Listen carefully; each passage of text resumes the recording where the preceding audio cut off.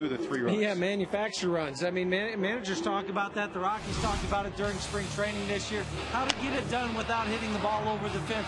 One way you do it, you get a guy over to third base, you hit the sacrifice fly, as Todd Helton did on Monday. He does it again last night with the double, get him over to third base, another easy sacrifice fly to score their second run of the ball game. And then the big run for me was this, the one they added on in the 8th inning after Ryan Spilberg got on. You had Omar Quintanilla bunt him over, and then another sacrifice fly. That's 54 sacrifice flies now for the Rockies, which leads all of baseball. So you can talk about the home runs all you want. You can talk about the doubles, triple, whatever it is. Sometimes you have to manufacture runs. The Rockies have figured out how to do it. Talking to Jason Giambi about that today, he goes, man, whenever this ball club needs right now, they're doing it. They'll bunt, sacrifice fly, get the timely hit. It's all working. You know what I call that? Team-oriented offense. Very much so. Very much so. Team-oriented offense has produced a lot of wins for the Rockies this year. They'll try to move 20 games over 500 and 4 games up on the Giants. But first, let's talk about that closer the last week. We'll do that when we come back.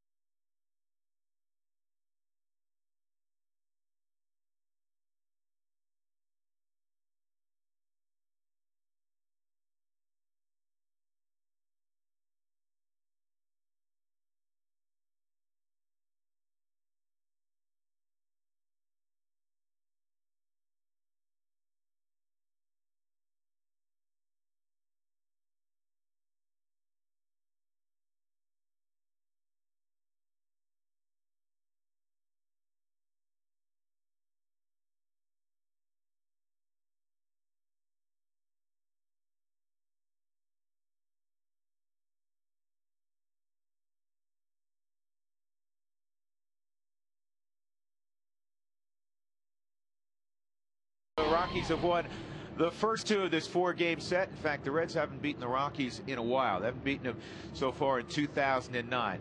Well, Houston streak goes down. Another sign of a good team, another sign of a very good team is when somebody goes down, somebody else steps in and there's no drop-off. There's not been a drop-off with Franklin Morales. No, and maybe a little elevation on his part. He elevated his game to be the closer now. Franklin Morales did 5 for 5 now in save opportunities. No prior saves up to this point, so it's really a new experience for him, and he's just taken off. Every time he goes out there, electric, goes to 95, 97 mile an hour power slider. You look at what guys are hitting against him, 183, only 3 hits that he's given up to left-handed hitters. So everything that he's done is exactly what Jim Tracy could have hoped for. When you thrust a young man into a situation like that, you never know how they're going to react. He's reacted pretty good. He has 2 things. He has the stuff, certainly, to pitch in the 9th inning. He also has the demeanor, and we found that out over the last week. Well, the Rockies are ready to go. Jason Hamill against Bronson Arroyo. That's Paul Phillips. It's mic'd up night, and he has the mic on. Rockies and Reds, come on back to Coors Field with us.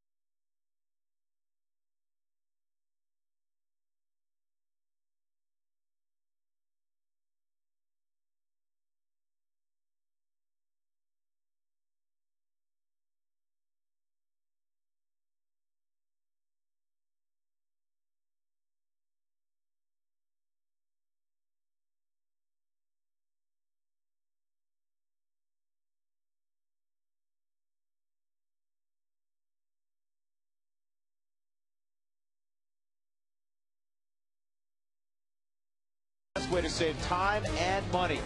By Quest, get 2 free gigs of online backup with Quest high-speed internet.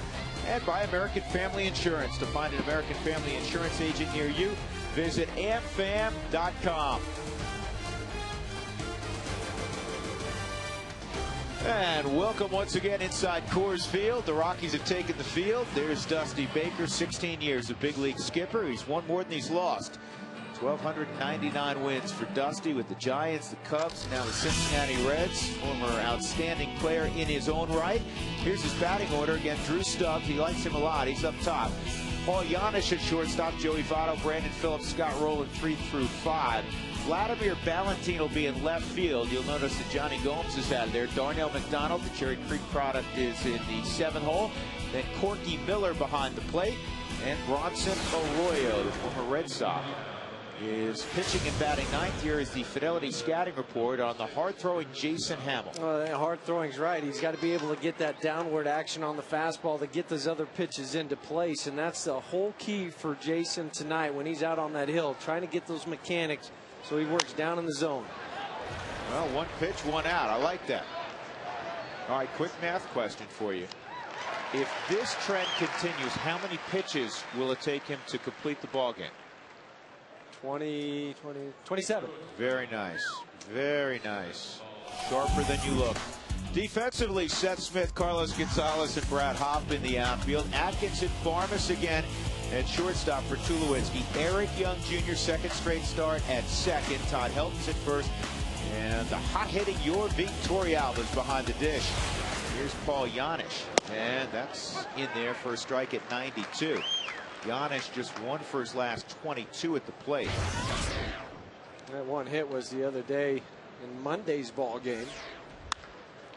And that is a foul ball by about a yard, so it's 0-2. I think one of the things you look at with any pitcher, beyond the record, beyond the ERA, beyond the WHIP, whatever stat is the one that you pay most attention to when you analyze pitchers, you have to look at what does the team do when that pitcher makes a start. This is start number 26 for Hamill.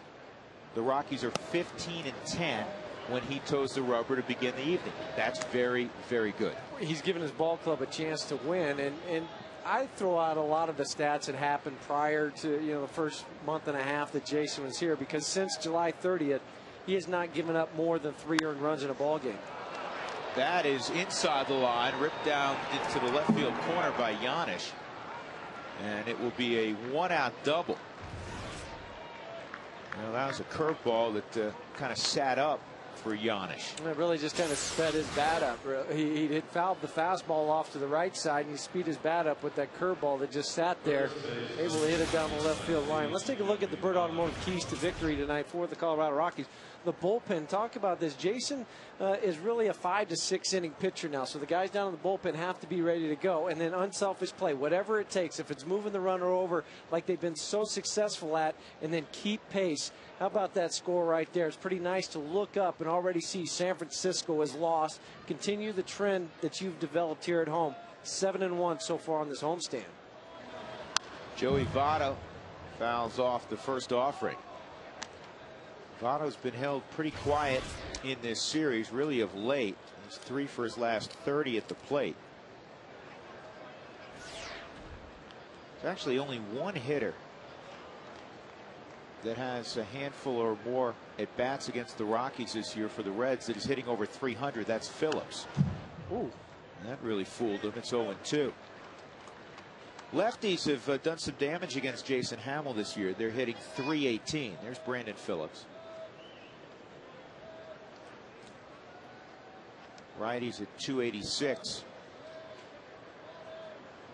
That's where, to me, the changeup really comes into play, to keep that left-hander off balance, go inside, then you can go back away. Yeah, they went to the back foot slider. It was down low, 1-2.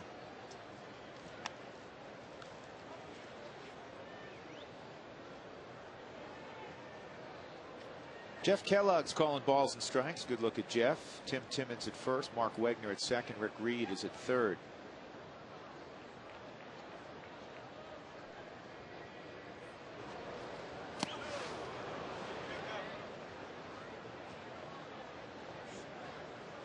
What happens so much with pitchers is, Huey, they try to make that super nasty pitch. 0-2, 1-2. Next thing you know, it's 2-2.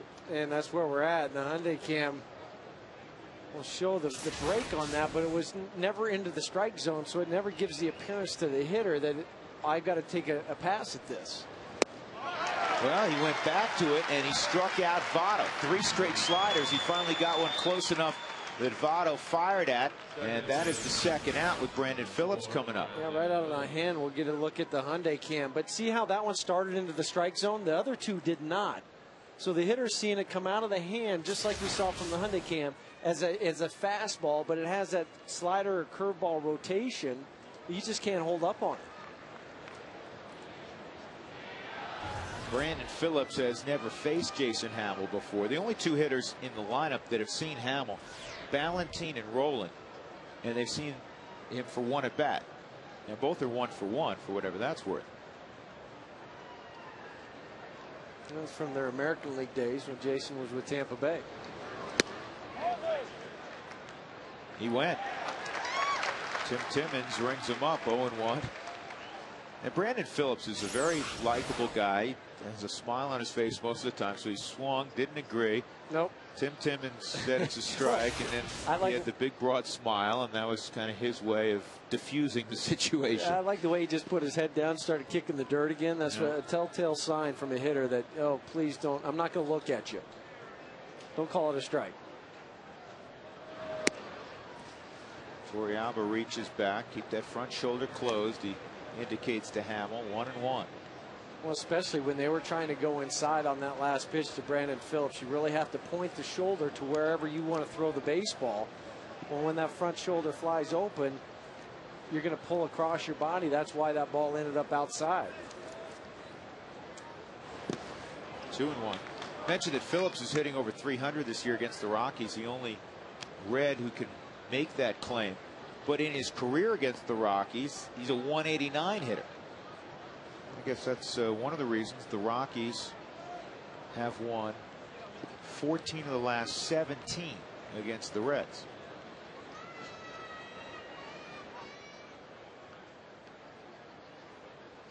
Make a pitch here, get out of the inning. Giannis at second. And a line drive, and Eric Young Jr. scoops it up, throws to first. Nice play. And Hamill gives up a 1-out double to Giannis, but he traps him at second base. We'll see the Rockies on offense when we come back.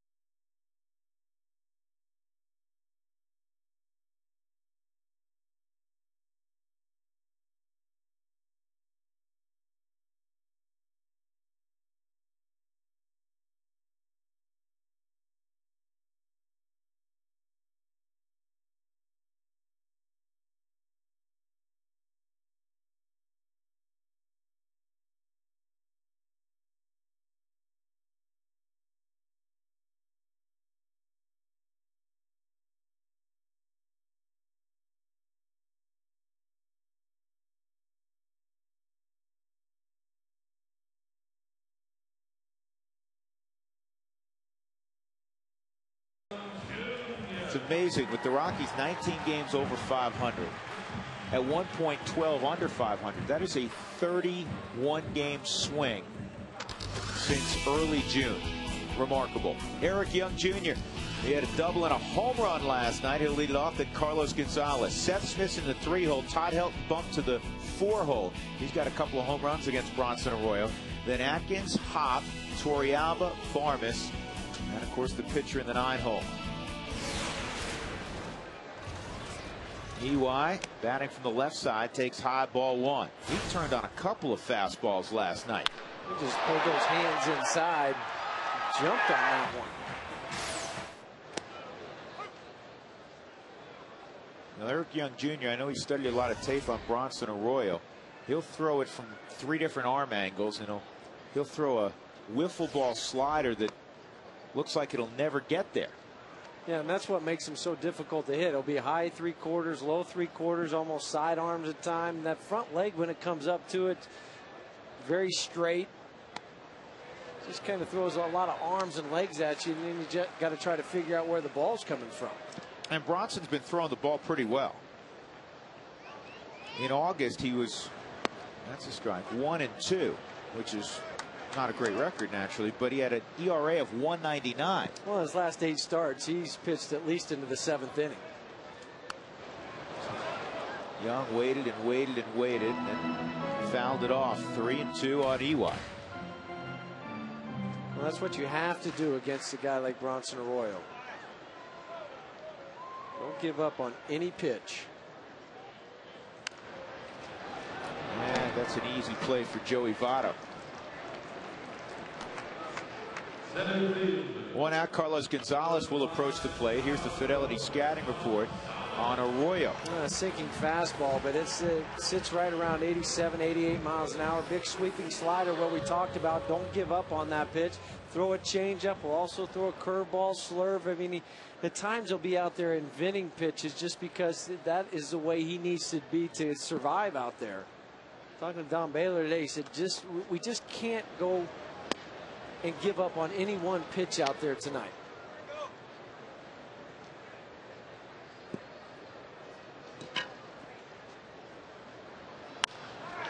Hard on the ground of Votto, and once again he'll run to the bag. 2 outs. Here are the Reds defensively.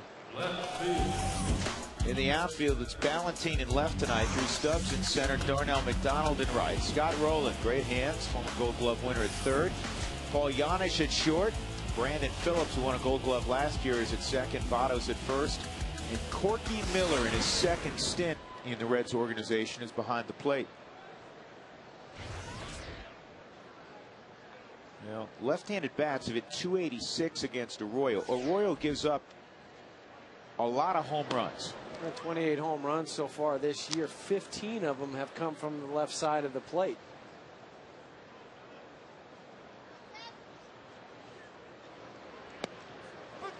And another breaking ball. It's in there. 1 ball and 1 strike on Smith.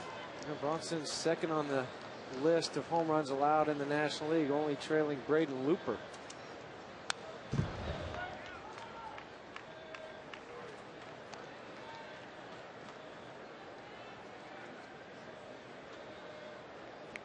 That was a stat I was just referring to.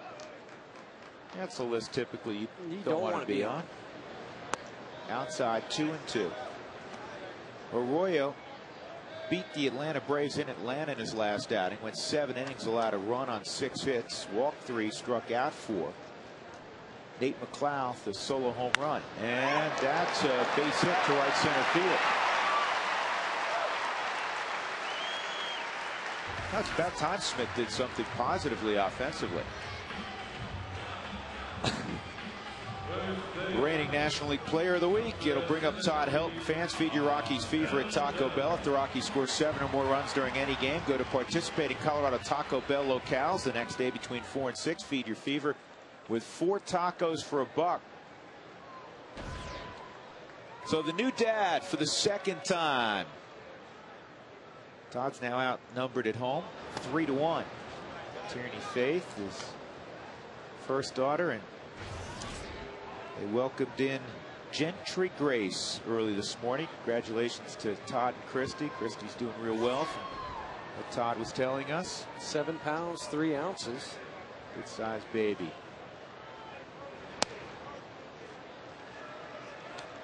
As any proud father would, Todd was beaming from ear to ear, and that's a little unusual for Todd. That's just not his demeanor, not the way he is around the ballpark, but he was very excited today talking to him. And noticeably a bit bleary-eyed. Yeah, he'll get through it, though. He'll be fine on adrenaline tonight. Yep. 3-0 on Helton. Atkins is on deck.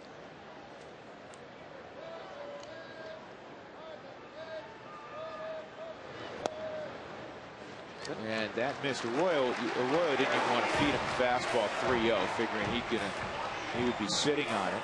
So 2 are on for Garrett Atkins. That just shows you the respect they have for Todd Helton. 69-mile-an-hour curveball on a 3-0 count. Garrett started last night, went hitless, but it's an opportunity to put some ABs together for Atkins. 0 for his last 6 at the plate.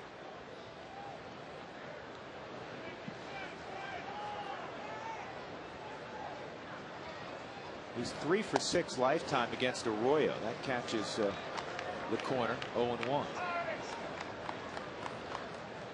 It also gives Ian Stewart another day off to rest that back.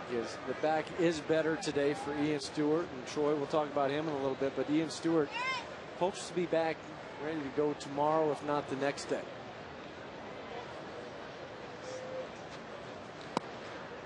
One and one. Well, you brought it up. Jim Tracy was saying before the ball game he would not rule out because either Tulowitzki or Stewart tomorrow, saying that he really was pleased how much they improved in the last 24 hours. Well, and just seeing Troy, the way he was out moving around today, you could tell he was feeling better. This ball is hit hard, but it's right to Janisch at short. So Arroyo works out of a 2-on, 2-out situation. Will go to the 2nd, no score.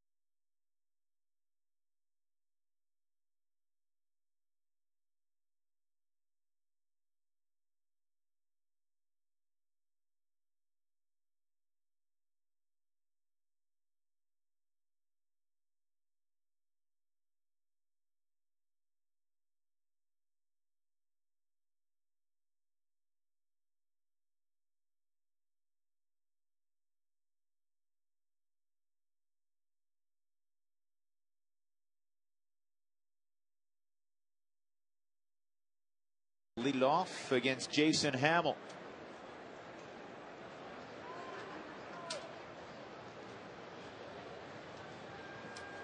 Roland will be followed by Vladimir Valentin and Darnell McDonald. And a fastball just off the outside corner, evidently. Ball one. Scott Roland, he just looks like a ball player, doesn't he? And thick arms.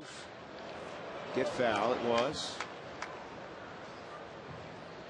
Yeah, former Philadelphia Phillies, good player. He's been a good player for a while. He's battled a number of injuries the last several years, but when he came over from Toronto, he was putting up very fine numbers. Windshield damage. Call Colorado's #1 team, Elite Safelite Auto Glass, 303-287-5000, online at safelight.com. 1 and 2 on Roland. Well, he's also just one of those veteran leaders in the clubhouse. The manager doesn't have to worry about him other than going out there and being a professional every single night.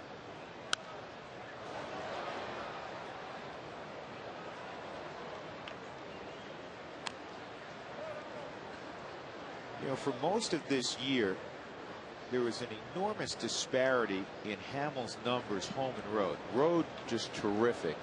Home, not so good. But his last couple of starts at home, he's been very competitive. On the ground is short. Tulowitzki, excuse me, I'm so used to that. Barnes. Forgive me, Clint, with the nice pickup. He throws to first. Hey, Paul Phillips, who's been kind enough to put on a microphone tonight. Let's eavesdrop.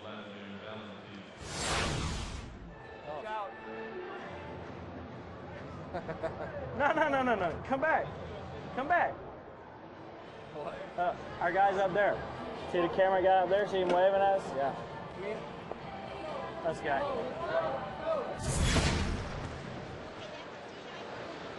Paul's a funny guy. We're going to get some good stuff tonight from Phillips. Former University Alabama product. Sitting with all his friends right now. 1-0 on Valentin. 2-0.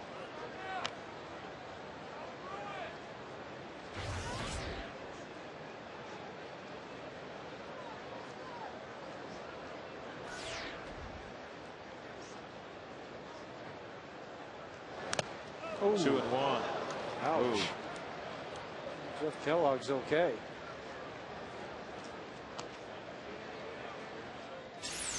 The cam will show exactly where this ball hit, right off the mask. Ouch. We talked about it before, how guys have suffered concussions. Mike Matheny had to retire because he got so many foul tips. Ryan Hannigan, they're back, or their starting catcher, same thing, had a concussion. Just they were hoping to activate him today, if not tomorrow, but he's been on the DL because of a foul tip, and it caused a concussion. That's a strike. 2-2.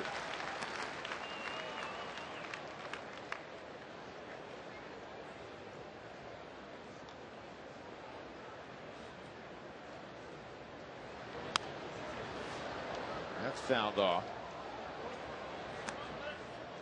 So far, Jason's been able to throw the fastball. The fastball command's been pretty good so far. Hit his spots. Only missed about 2 pitches with that fastball that I can recall. There's a breaking ball in the dirt. 3-2. Pretty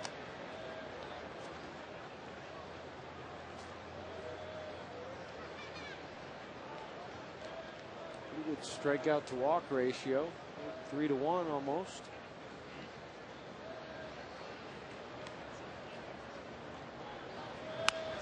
Yeah, it's pulled foul.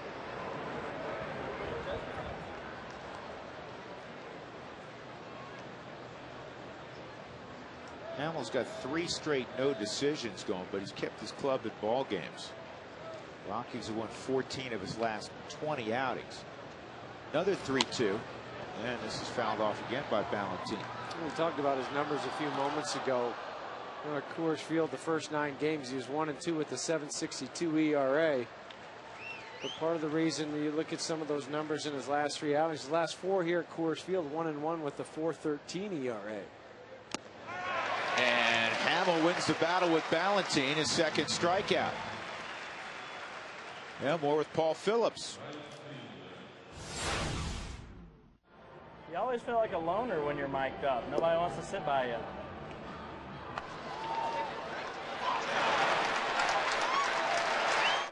Attaboy, EY.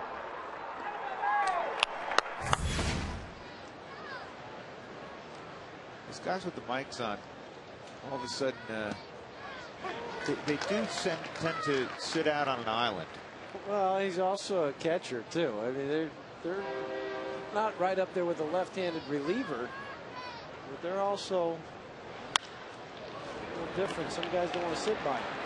Ronald McDonald hit it hard, but right at Eric Young Jr. 1-2-3 inning for Jason Hamill. Middle of 2, no score. Brad Hoff, your Victorialba, Clint Barmes when we return.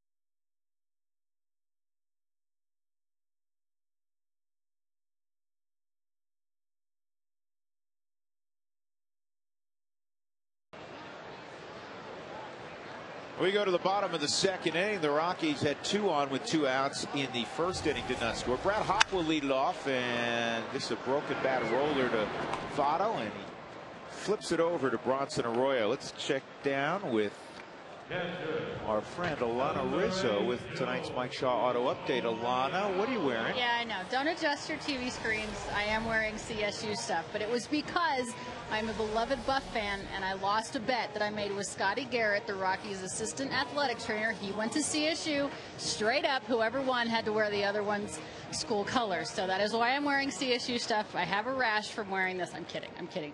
They played better than we did. I'm still a Buff fan, but congratulations to Scotty. You went to CU, but I did go to CU. Yes. Hats this off. This is very painful. I want you to know that. It shouldn't be, because the Rams earned that victory. Yeah, but as a Buff to wear this, come on, that's painful. Okay, but I did want to talk a little bit about Bronson Arroyo, guys. He has been planning his trip to the major league since he was a little kid. Back in 1982, when he was still in T-ball, his dad was really trying to get him ready for the major leagues, even at a young age. They would practice every single day in the backyard. They had a batting cage, a pitching mound. His dad would help catch him. He would, throw batting practice to him. They would hit ground balls to one another. So he's really been practicing for this for a long time. Even when he was playing football and basketball, baseball was really an all-around sport for him. And his dad really didn't have any baseball background, but he was able to see, some young talent in his son that early on. And he even started a weightlifting program, really for a kid that was pretty young to be able to do a weightlifting regimen like that. I guess it all paid off. So there you go. I have paid back my debt to Scotty Garrett and CSU. Congratulations. I am done. I am taking the CU stuff off for the rest of the year. Go Buffs. Well, you know what? Go Buffs, go Rams for the rest of the year. Well, sure. But as a Buff fan, I can't really say that, Drew. Come on. I understand. You got your degree. But at least you paid your bet off. I did. I paid it off. We're good. I only had to do it on camera one time. Last year, Scotty Garrett had to wear CU stuff around the dugout until the game started. He couldn't wear it while the game was going on. That's fine. He had to put Rocky stuff on. But now we're good. So we're done. for the rest of the year. We are really pleased you paid off that bet. That's followed by Giannis, and Barmas is safe at first. He was going to really have to hurry to get Barmas, who runs pretty well. It'll be interesting to see how they score this, because it could go either way. Once it gets by Scott rolling over at third base, Giannis to me should have gone to the backhand, because he's going way too far to his right. And they did give him an error for his third error of the season. To me, you go over there and you plant, you backhand it, and make the throw that way.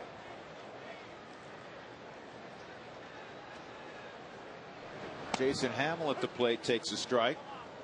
I just want to finish up a little bit what Alana had to say about Bronson Arroyo. He's also a guitarist. He put out an album called Covering the Bases. He's an accomplished guitarist. This is cued to second, and Brandon Phillips will throw him out. He had some hand issues, little carpal tunnel issues not all that long ago, and they were concerned it was for playing too much of the guitar. Remember what your priority is. We'll go to the third.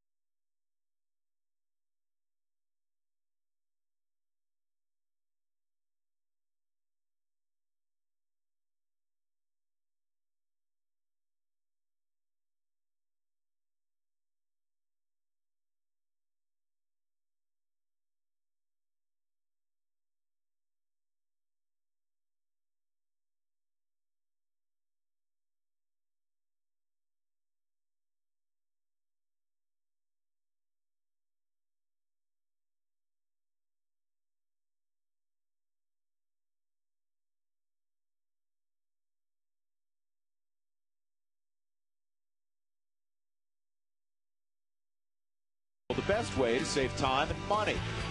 The Reds tomorrow afternoon, and then the Rockies will head west. They will take on the Padres over the weekend at Petco, and then the enormous series against the Giants will come Monday, Tuesday, Wednesday. They'll catch their breath with a day off Thursday down in the Valley of the Sun, Jeff Houston's home state, and they'll take on the Diamondbacks Friday, Saturday, and Sunday.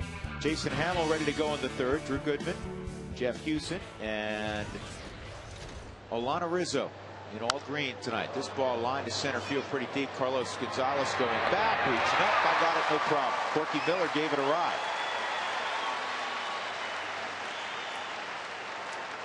Hey, fans, register online now at ColoradoRockies.com for your chance to purchase tickets for Rockies postseason games. Only fans who have registered and have been selected to participate will have the opportunity to purchase tickets. Registration for the National League Division Series ends on September 15th, so don't wait. Pretty important event going down. This is Bronson Arroyo, and he takes a strike at 91 miles an hour.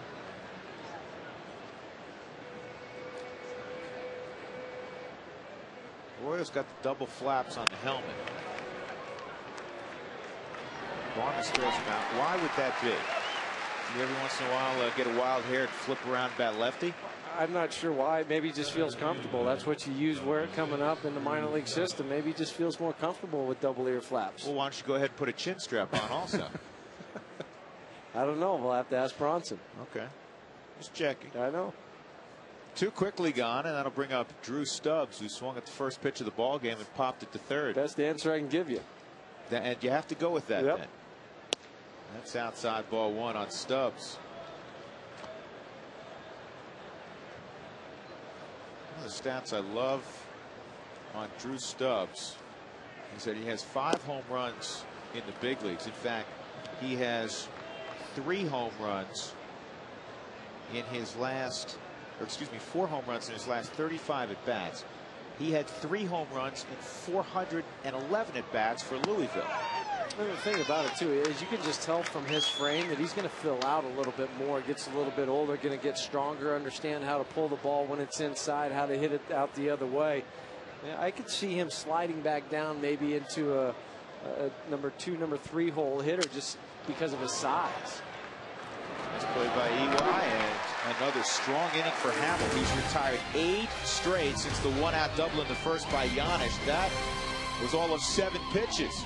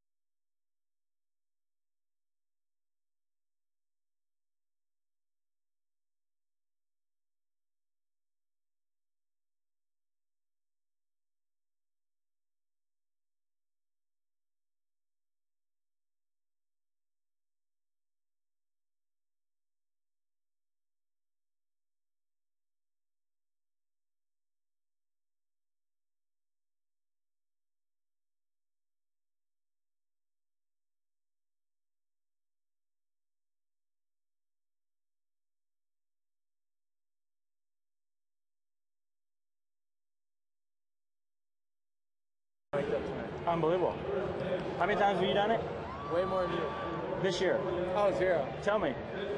0. That's what I'm saying. They scrape the barrel. You know why? To get you. You know why?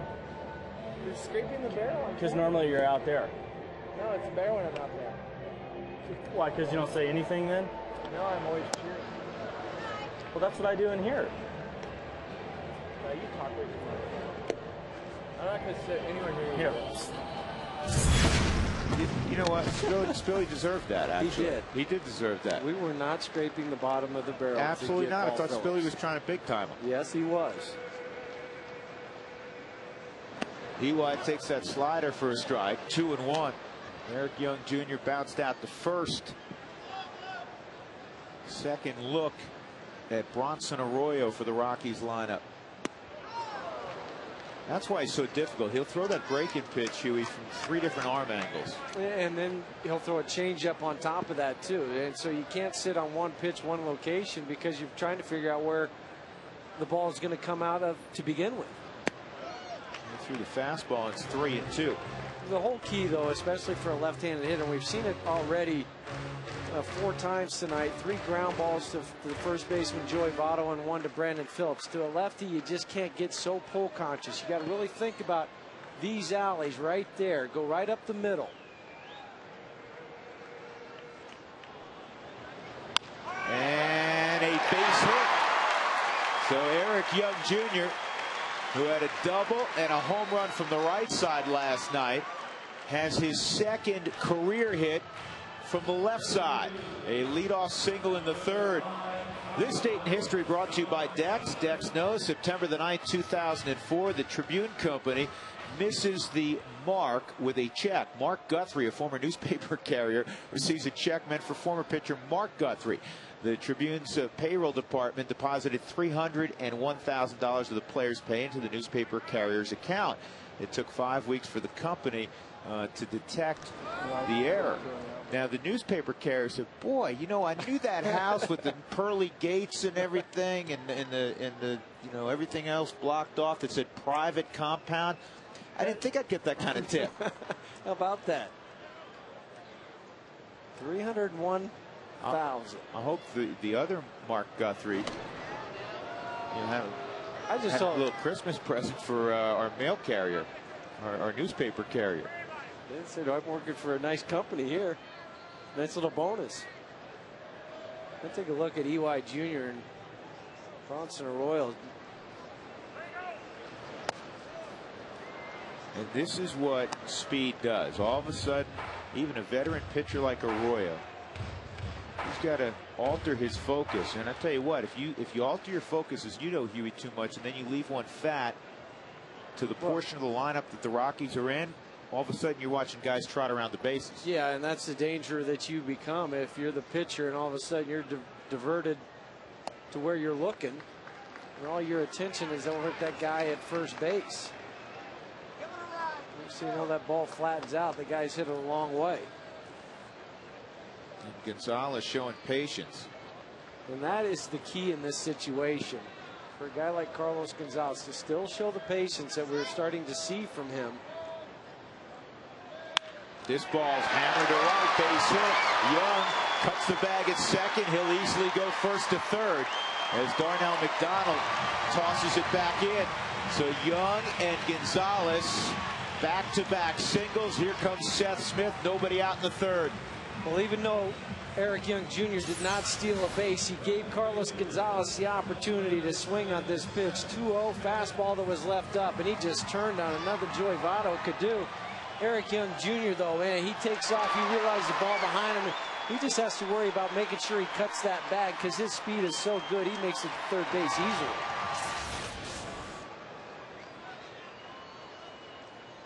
Smith singled his first time.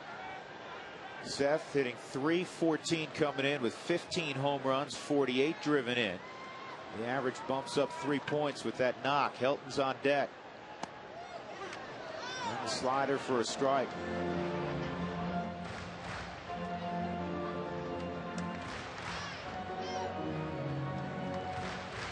Brandon Phillips is really playing over into the hole between first and second. And look at all this area right through there that he has to hit the baseball.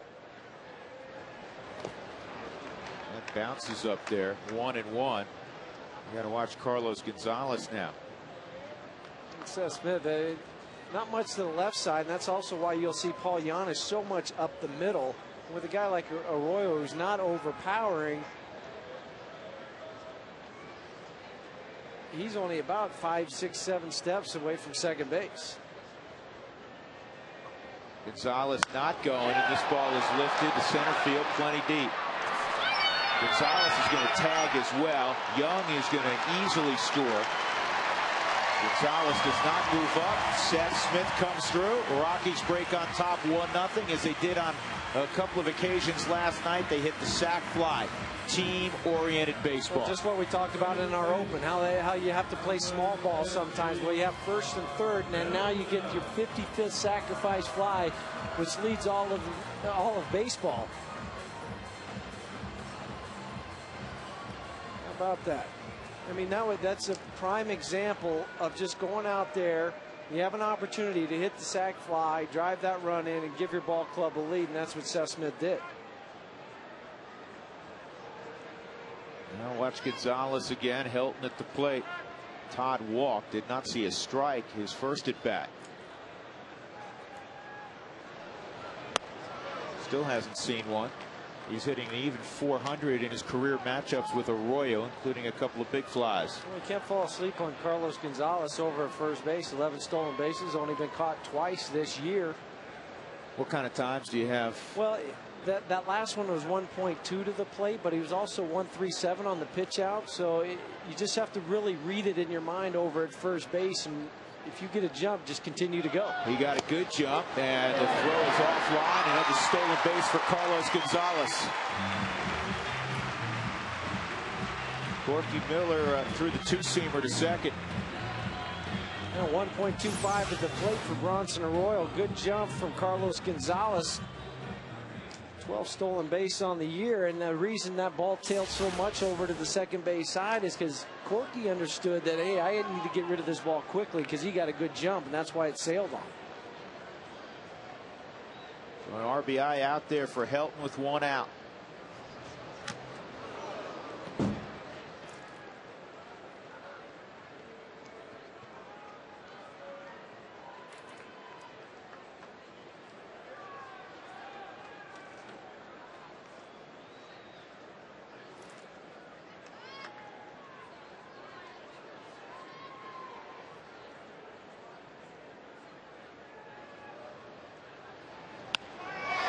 This ball in the air to right field. Darnell McDonald has room. McDonald will tag up. Excuse me, Gonzalez will tag up. McDonald's throw got through Scott Rowland momentarily. Arroyo in the right spot. So with 2 outs. Gonzalez, a wild pitch from scoring with Garrett Atkins coming up. Pretty good throw from McDonald, though. I mean, he really got behind that ball, made the strong throw.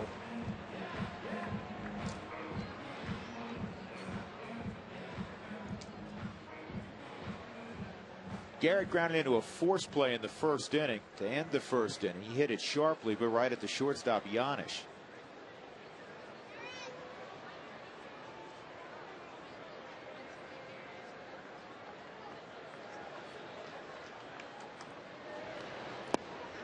Atkins led the Rockies last year in RBIs with 99. It's one of only 3 years that the Rockies did not have a player drive in at least 100. Believe it or not, even though the Rockies now lead the National League, they've moved ahead of the Phillies in runs scored. And by the way, that last run that scored the Rockies 700th of the year. Even though they have those glowing stats team-wise, they probably won't have a 100 RBI guy this year, but they have a lot of guys who will drive in 50 to 90. It's like they have 8 guys with 10+ home runs. Right, and it's really balanced throughout the whole lineup, so you don't have to worry about just one guy trying to beat you if you're the opposing team, because you have a bunch of guys that can hurt you at one swing of the bat at any time. Base hit up the middle. Garrett Atkins comes through with 2 outs. Boy, that's got to feel good for 27. And it's 2-0 Colorado, behind in the count, struggling all year against right-handers. And he just stayed in the big part of the park. And that's the key, Drew, that he didn't try to overpower this baseball because it was a sinking fastball back into his hands from the Hyundai cam. You'll be able to see that back right elbow drop right into the slot, and then that allows him to get the extension through the baseball and drive it out past Brandon Phillips out into center field. Those 2 out RBIs, those are the ones that really hurt the opposing club and make your club feel so good. Garrett Atkins now with runners in scoring position and 2 outs, hitting .270 on the year. You know, not that the Rockies needed an extra bounce in their step, because they've got it and they've had it for a long period of time. But as they took batting practice, and that 4-2 score went from the 8th inning to the 9th inning to F, meaning final, up on the auxiliary scoreboard in right, indicating that the Giants had lost again to the Padres. Colorado had that much more incentive. Again, with a win, the Rockies 4 games in front of the Giants in the wild card race. That's a strike 1 and 2. And the one thing you would be concerned about, though, is relaxing a little bit, because you know they've already lost. You got to go out and you got to stay focused at this ball game. And those 2 gentlemen right there will make sure that that is the case. Talking about Jim Tracy. And Jim Tracy, Tommy Runnels stayed in Tracy's office late into the evening watching the Giant Padre game and the disappointing finish. How about that one? The Dodgers at Arizona. Arizona with 2 outs in the 8th led 4-1 and lost 5-4. Swung on and missed. So Arroyo strikes out Hop, but in the inning, the Rockies get a couple of runs. Eric Young Jr. in the middle of it again. 2-0 Rockies as we go to the 4th.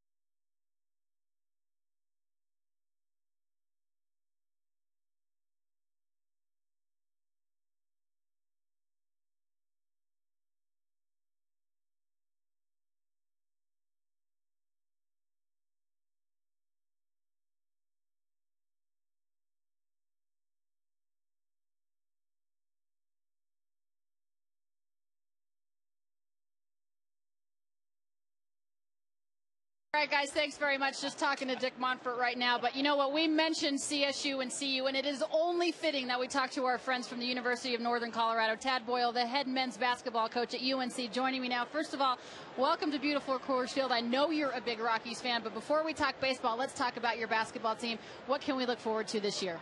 Well, going into year 4 here, Alana, and we're going to have our best team yet. We've got a lot of returning players and a great freshman class, probably the best recruiting class we've had since we've been here. So a lot to look forward to, and we've gotten better every year, and I think this will be our best year yet. You know, you mentioned the recruiting class, and I know everybody has to fight for the playing time. I know you guys are in workouts right now. Practices start in mid-October, but who can we look for? Who should we watch out for? Well, we've got some regional matchups that the fans of Colorado can get excited about. We have Colorado State on December 1st at home, and then we play Denver University on December 28th at home. So those are always good regional matchups. And then we go to the University of Oklahoma, and we open up in Hawaii at the Rainbow Classic. So we got a great schedule, and right now you don't think about those things. I'm just worried about how our workouts are going.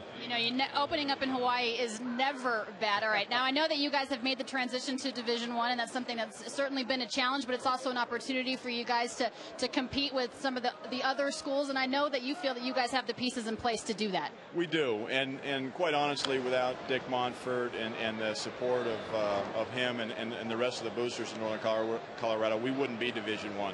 But it's been a great move. I know I wouldn't be there if they didn't make that move, and it allows us to recruit another level of athletes. And we had success at the Division II level, but there's great challenges ahead, and it's every year we get better.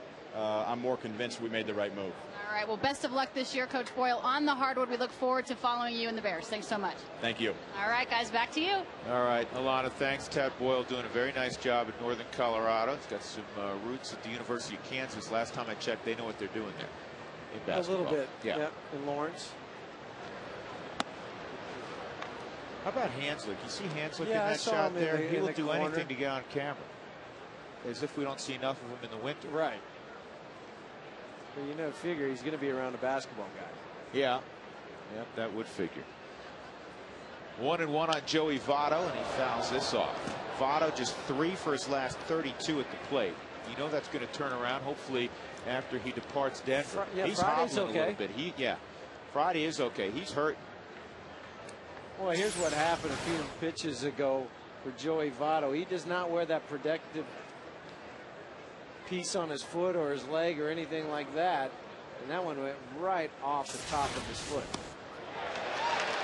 And Votto, for the 12th time in his last 33 at bats, has struck out, and that is not like Joey Votto. 2 gone. Jason Hamill is cruising right now, knock on wood. He is pitching very well. He has retired 10 straight.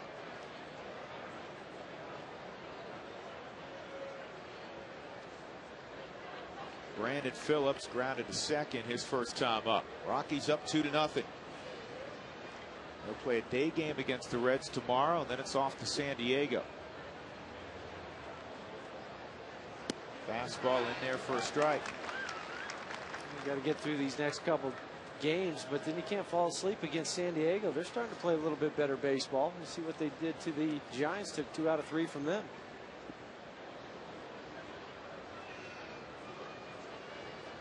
Bud Black's a good manager. This is on the ground up the middle. Nice pick up. Barnes sets his feet out at first by a bunch. Just like last night. Well done by Clint Barmes. 1-2-3 inning yet again for Hamill. He set down 11 straight.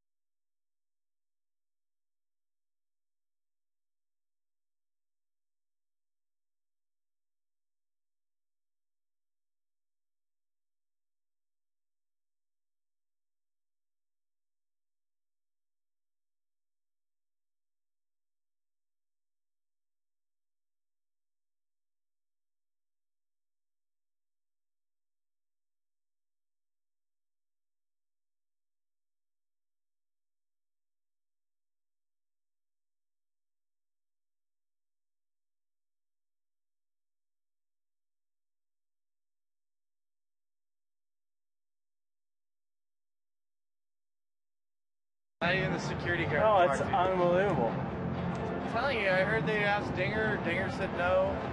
They asked Jerry at the front. Jerry said, nah, I got better things to do. Glenn, all of them. Scraping the barrel, too. Yeah, it's unbelievable.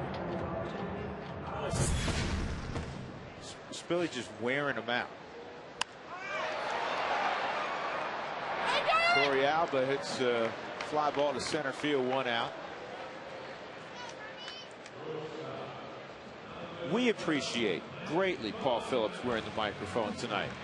And Huey, if you were down in that dugout, you'd saddle up right next to Paul, wouldn't you? Yes, I would. I'd say, Paul, come right here. We'll have a chat throughout the whole ball game. I don't care if you're wearing the mic. See, Alan Embry was sitting right next to him.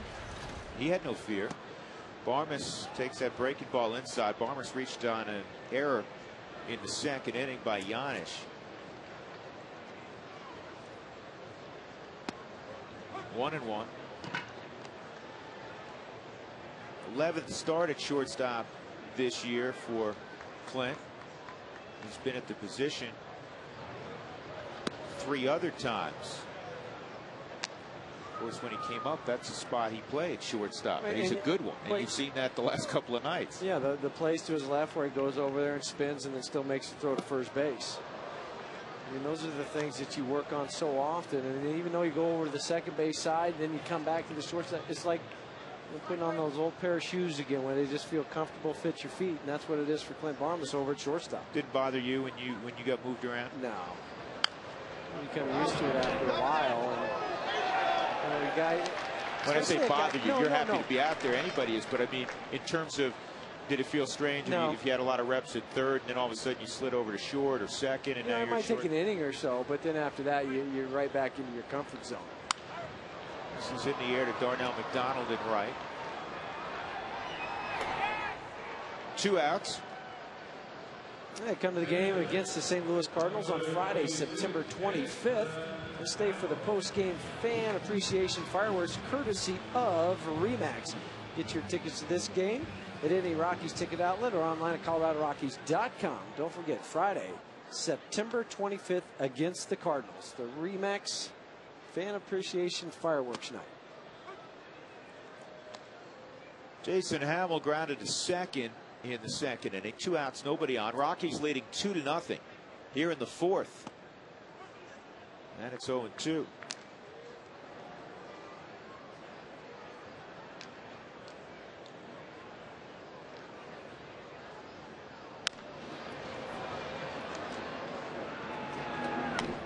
Arroyo works a 1-2-3 4th inning. We move on to inning number 5. Colorado 2, Cincinnati 0.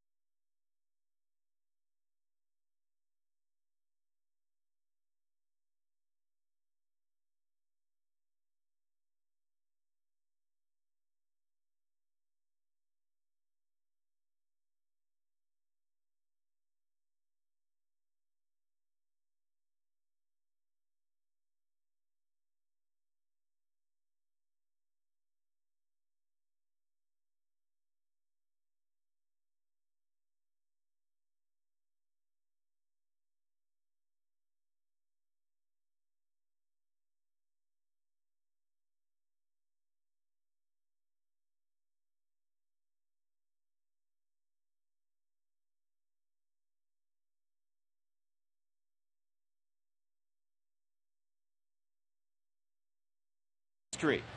It's also, here's the hint, also the longest hitting streak by a rookie.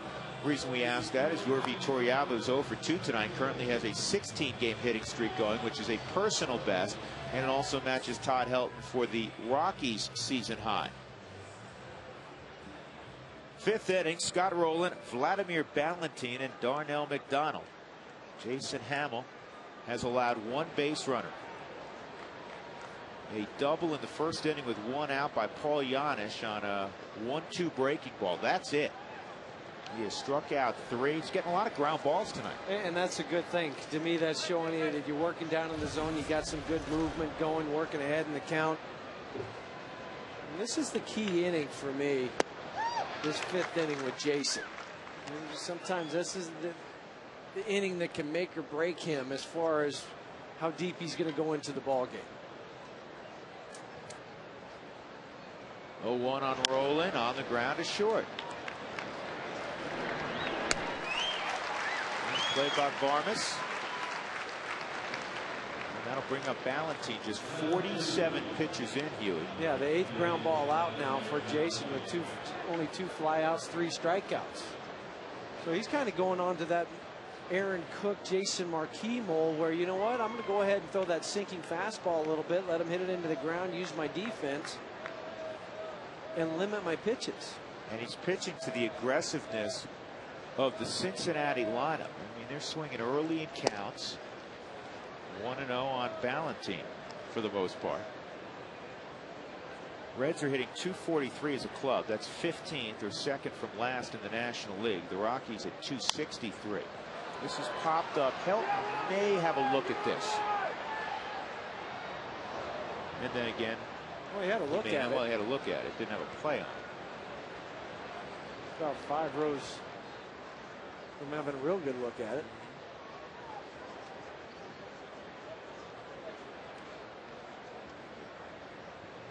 The new papa again. Tierney Face got a baby sister. She missed it. Christy Helton mentioned it earlier. Gave birth early this morning to the Helton 2nd child. 7-pound, 3-ounce Gentry Grace Helton.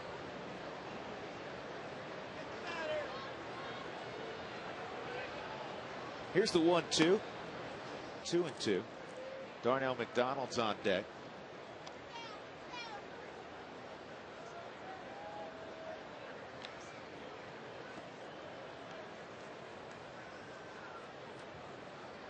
Jose Contreras tomorrow for the Rockies against a former Rocky, Kip Wells. 3-2. Kip's into the rotation now for the Reds. Kind of a spot start. They had a couple injuries. You talked about Aaron Harang. Appendectomy. He's going to miss the rest of the season. Kip won the Rockies' first ball game of the year in 2008. Ball 4. So Ballantyne works out a walk, and McDonald will come up.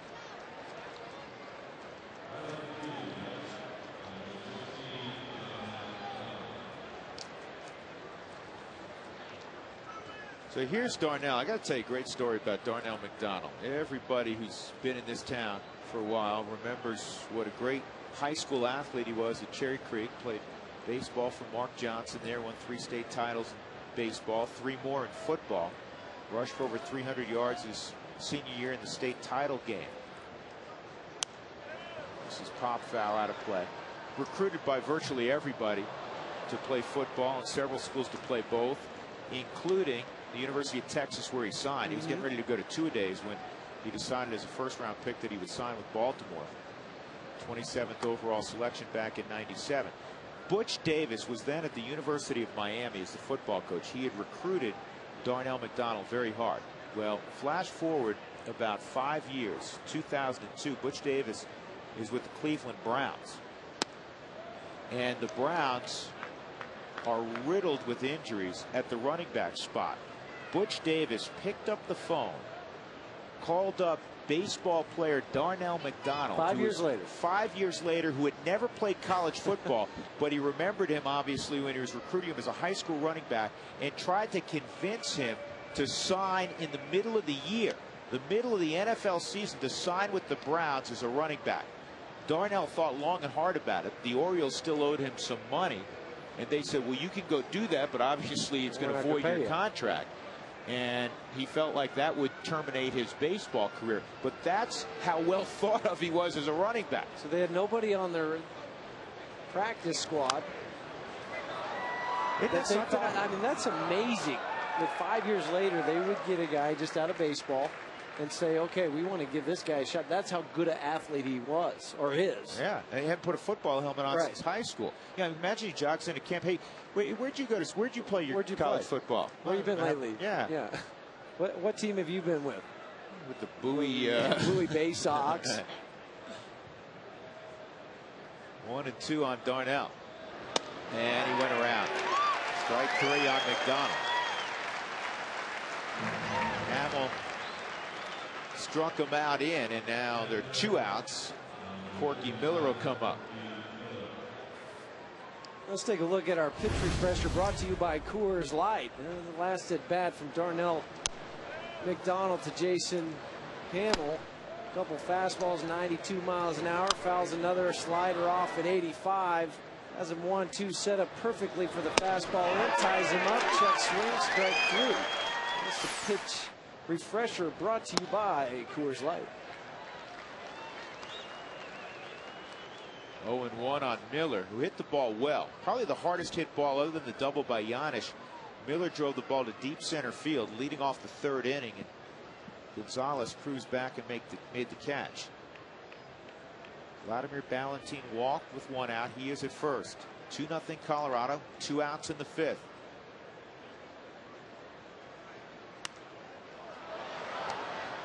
You can tell because there's so many foul balls or swings and misses that it's not just the 92, 93 at the fastball. It's got to be the plane of the baseball. That's what it is, because you don't see many foul balls that are straight back. We've seen a couple happen, but we've seen a lot off to the right side if they're a right-handed hitter, where they really are misjudging where that ball is going. Well, they're misjudging it because Jason Hamill is putting a little bit of movement on it. He's coming up from that 6'5", 6'6" frame that he has and creating downward plane, and then the bat just can't figure out where it needs to go when you start to swing. That's why you get so many foul balls. When you faced a guy with extreme movement, a guy with a great sinker, I think of Brandon Webb and Aaron Cook, Jason Marquis got a good sinker.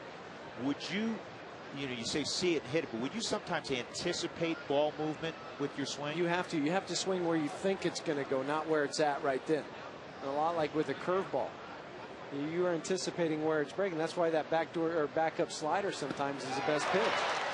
Well, that breaking ball is a pretty good pitch. It struck out Corky Miller. 5 strikeouts in what has been a dominant 5 innings from Jason Hamill.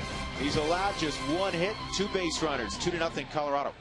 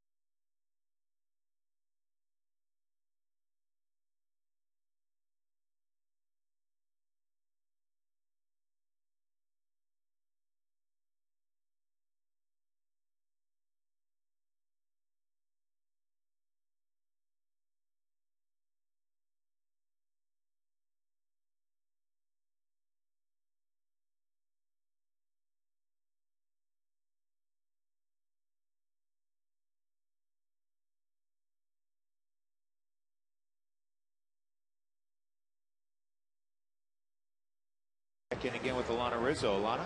All right, thanks very much, Drew. It's time to go outside the box with Jack in the box. Eric White Jr. making his way to the plate right now. Well, he hit his first major league home run yesterday, so it got us thinking how many father-sons have hit a home run for the same team, and you might be surprised. This is just the National League, guys. Felipe and Moises Alou from Montreal and San Francisco.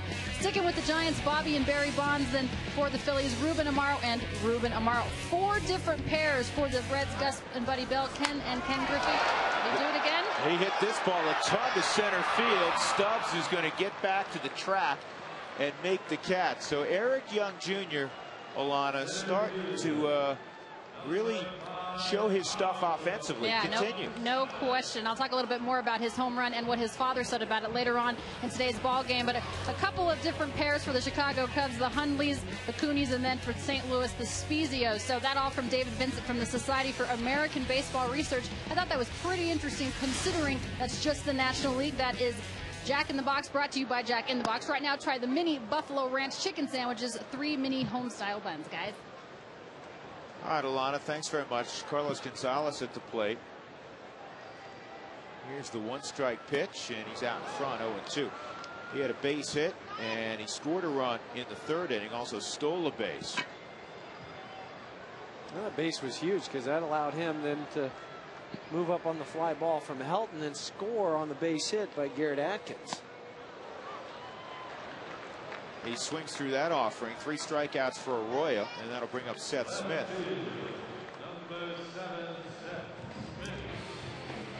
Well, this is kind of what Bronson Arroyo does. He'll just go out there. If he was left-handed, we'd say he was one of those soft tossing guys, one of those veteran guys, kind of like Jamie Moyer type. But right-handed, throws a little bit harder than Moyer, but never going to give you the same pitch in the same location at the same speed. Well, he's a guy that battles. He's a guy that wins games. He's a guy that pitches a lot of innings. Team-oriented guy. I'll go pinch run for you if that's what you need.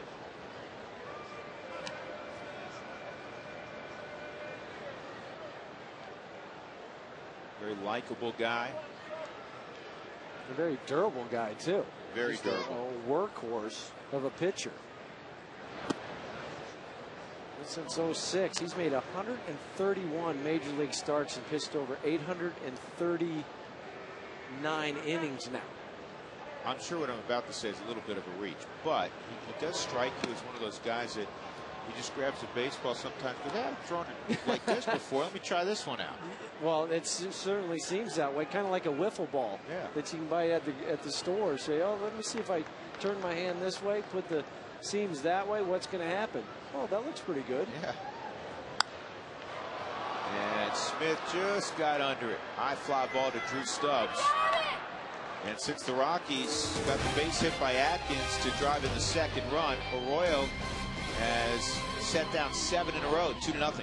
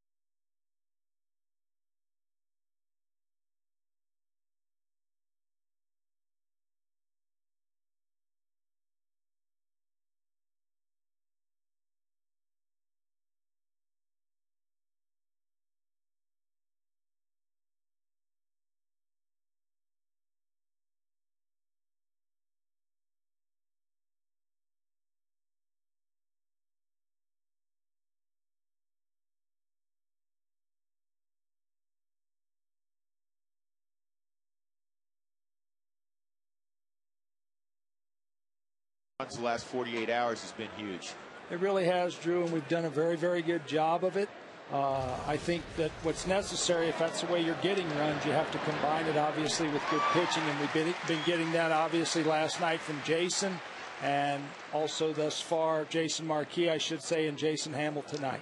Well, go manage the team. That's what you're employed to do. We appreciate, as always, you visiting with us on Wednesday. Thanks, Drew. All right, that's Jim Tracy downstairs. 2-0 Colorado. Drew Stubbs will follow up that bunt attempt by Bronson Arroyo. Nice play by Garrett Atkins. So with one out, Stubbs, who has popped to third and grounded to second, will take his turn. Well, it's nice to see one pitch from the pitcher, and he lays down a bunt. Get one out right away.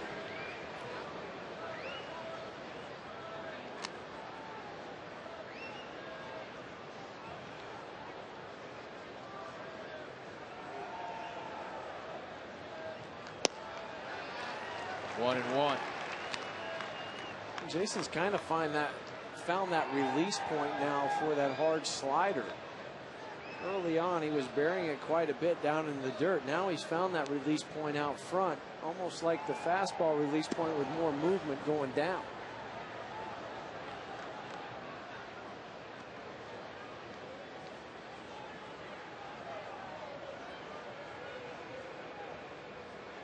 Two and one on the former Longhorn, Drew Stubbs. And that was a slider that backed up, mislocation, but you know, on a night everything's working, and worked out there. That's right, and that goes back to what I was talking about last half inning, where you see it out of the hand, you're expecting it, and you're going to swing at it if it's in one location. That one hung up there, and it was good enough that you get a strike called on it. This with the fastball, and it's 3-2.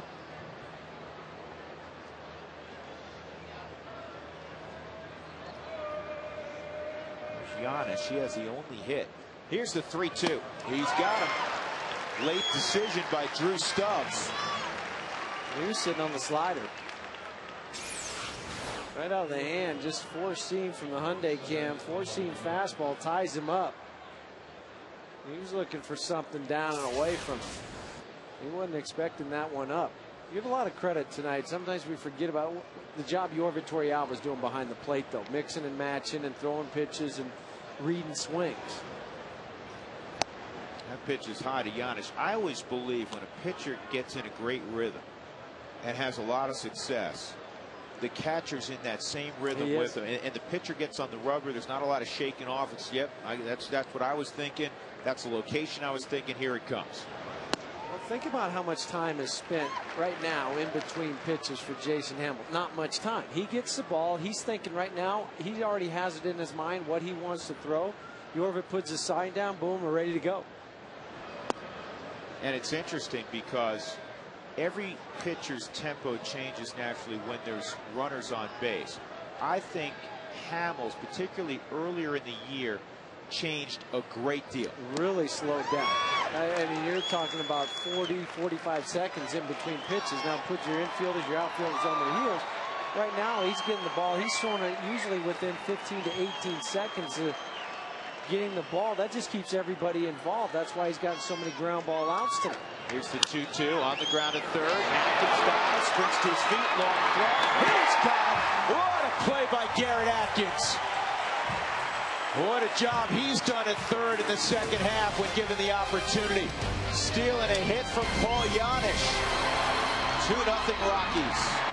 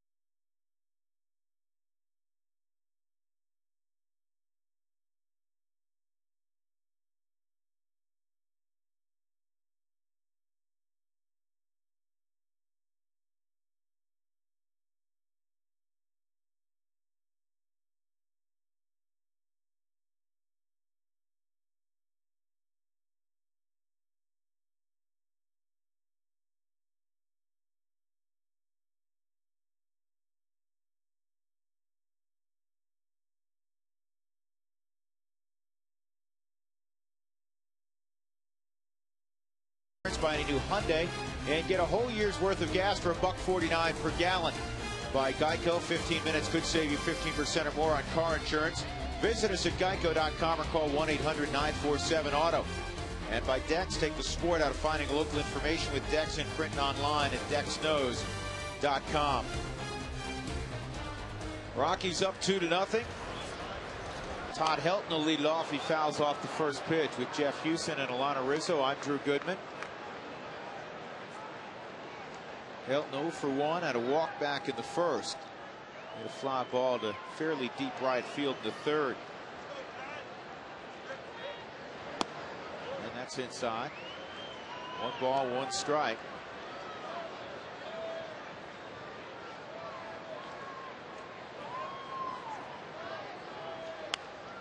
Rockies have won 7 straight against the Reds, 12 of 13. I'll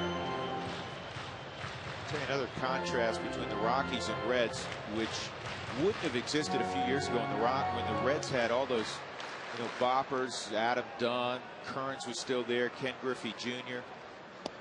Kind of remade their team toward pitching, even though Great American Ballpark gives up a great deal of home runs. But the Rockies are first in the National League in OPS. That's on-base percentage plus slugging percentage. And this ball is a base hit to right center field for Helton.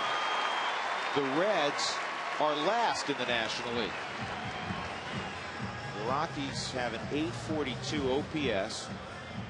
The Reds at 697. And again, if you're wondering what OPS is, again, take on-base percentage and add it to what the team slugging percentage is, you come up with OPS. And it's a real good indication of, first of all, guys get on base, and then you have guys that not only drive in runs but hit extra base hits. Yeah, and that's the key. And I also like the walks number you throw out there, Drew, because that to me is so important, because now it puts more pressure on the opposing pitcher, and that allows you to then to hit the doubles, to hit the home runs.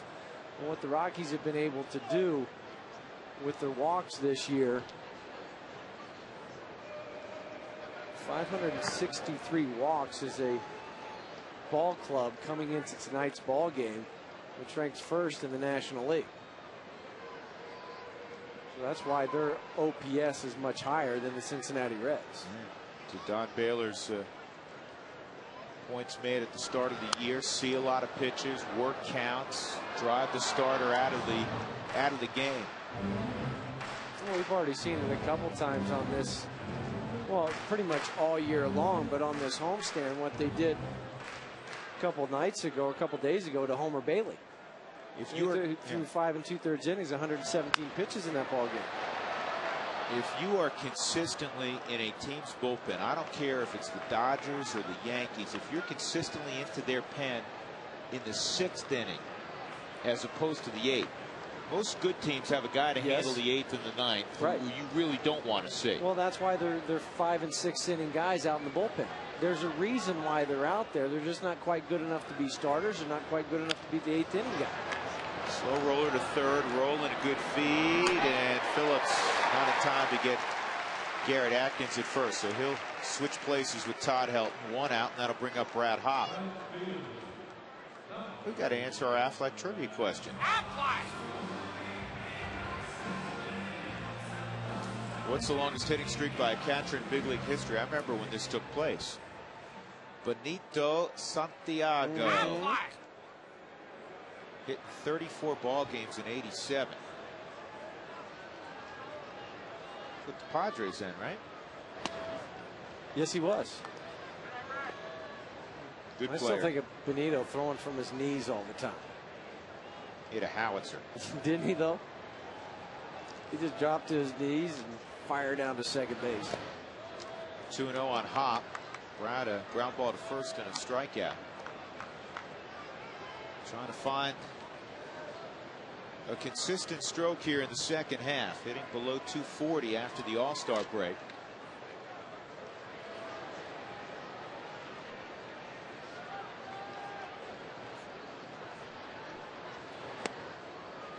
Three and 0. Royals pitch count now climbs into the upper 80s. Well, he's a guy that can throw 115, 120 pitches with ease because he doesn't put a whole lot of stress on his arm whenever he throws the ball, other than the stress maybe on some elbow from those slurvy sliders and curveballs that he throws. But it's not a guy that going to throw 98 miles an hour or just a max effort type of guy. Typically, when he's around deep into the ball game, he pitches even better. Ball 4 as Atkins took off. So now there are 2 on and 1 out for Yorvit Torrealba. Time for our Geico quote of the day. Ted Kluszewski, man, he had big arms, big Ted, right? How hard is hitting? You ever walk into a pitch black room full of furniture that you've never been in before and try to walk through without bumping into anything? Well, it's harder than that.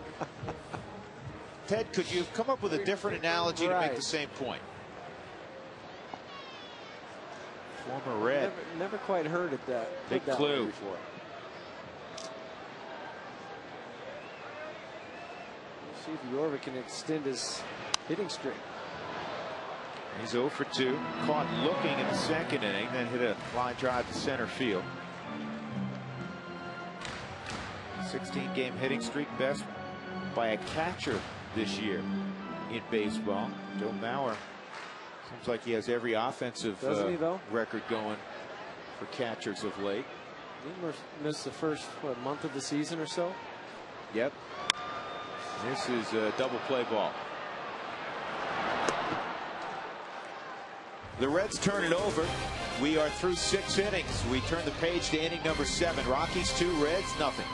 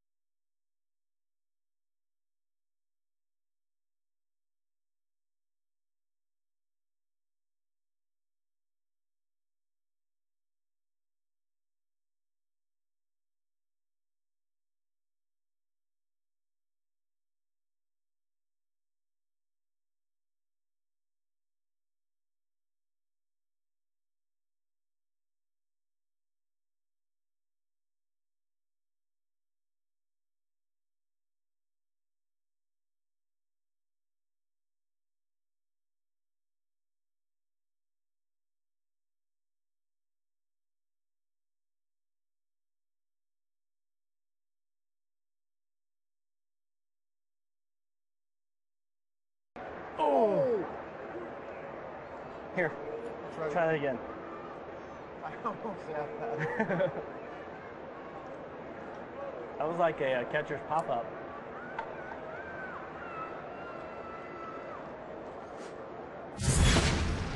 Need I tell you, there's a lot of idle time in baseball. And now Paul Phillips is out in the bullpen. It's that time of night.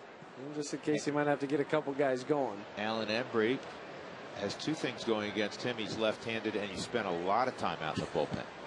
That's why he plays games like that. Yeah. Flicking seeds up into the air. See how high can we get the seed to go? Surprised they didn't try to catch it in their mouth. That would have been a real trick. Joey Votto has struck out twice against Jason Hamill, and he takes strike 1. Hamill has been terrific.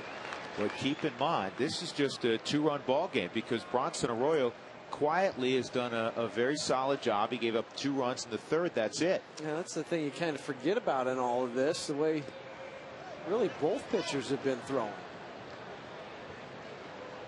Jason Hamill, as you mentioned, only he's given up 1 hit, 1 walk. Other than that, other than the Corky Miller ball to center field, I can't remember one being hit hard, although Giannis hit one down the line Garrett Atkins made the play on. Jason Hamill has just been nailed so far. Well, Votto out in front. It's 1-2. I mean, 2 balls out of the infield. The Giannis double. Yep. And that drive to center field by Corky Miller. That's it. Out of the infield. Out of the infield. We're in the 7th inning. 1-2. And Votto. You know, you guys who study hitting often talk about getting their foot down late. Votto's timing's all off. His foot was down late. It's kind of working at the same time as his weight starts to go forward. The foot is not getting locked into that spot right there as the hands go back.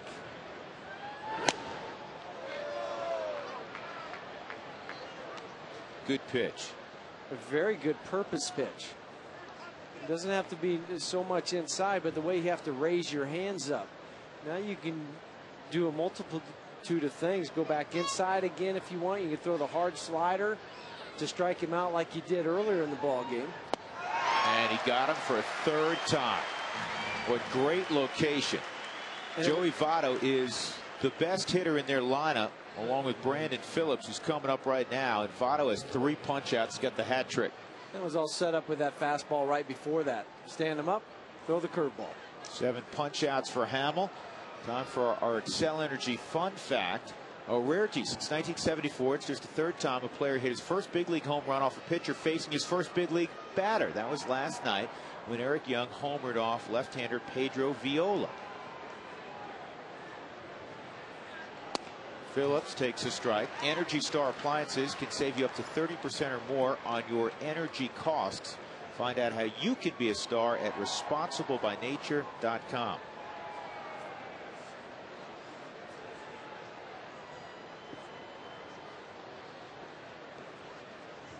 0-1 on Phillips.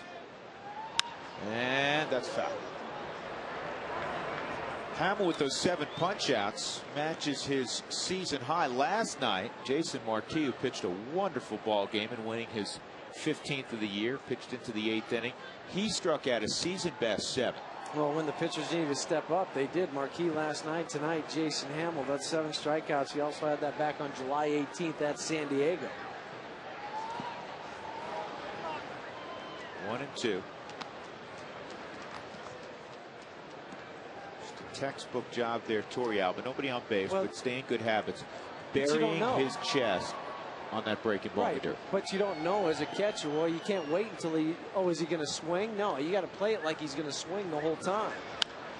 Because again, if he swings at it and it goes to the backstop, he's on first base. On first base. So that's why you just play each and every pitch like something's going to happen. Whether you're the catcher, the guy's out in the field, you can't ever fall asleep. Or don't get into bullpen habits. Right. Bad habits where you're just kind of reaching for the ball, laying it, trying to not do the proper mechanics. 1-2 on Phillips. And smoke to short. But there's Clint Barmas. 2 outs.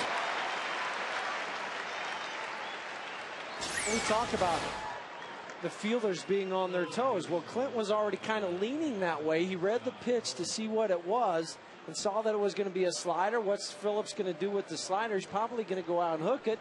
So he was already leaning a little bit to that hole between short and third. Just terrific, terrific numbers from Jason Hamill tonight with the pitches by inning. And Scott Rowland fouls off the first delivery. Again, a ton of foul balls tonight. 86 pitches now for Jason. 58 for strikes, only 28 balls thrown. This is the best he has looked at Coors Field. Oh, by far.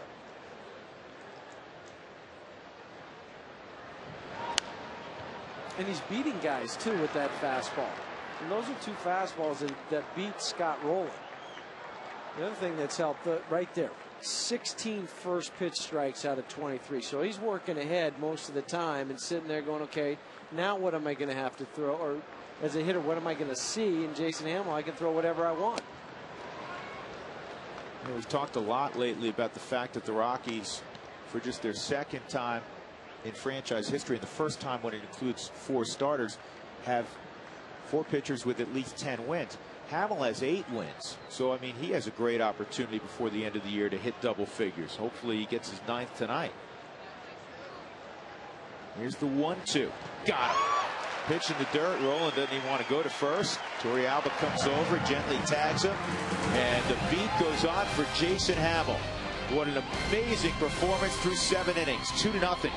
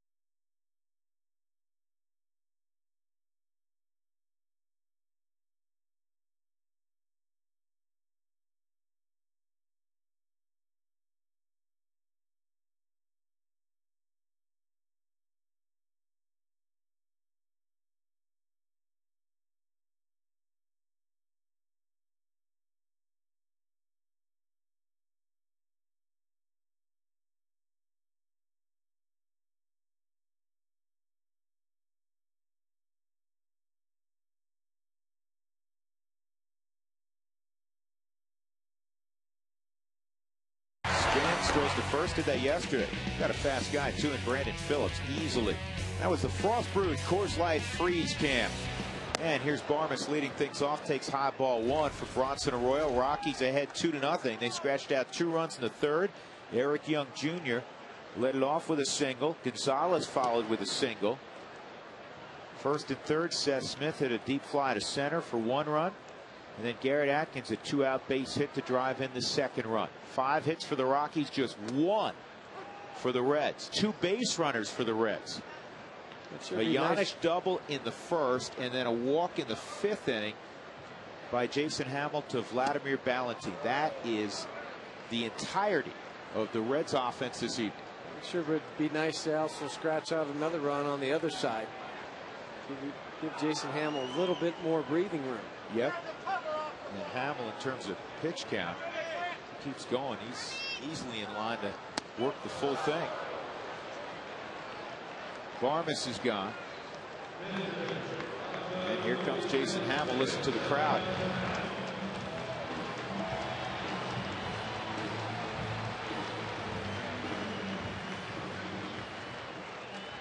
Time for tonight's Quest high speed pitch. Arroyo at 91. Hamill's topped out at 93. Brought to you by Quest High Speed Internet.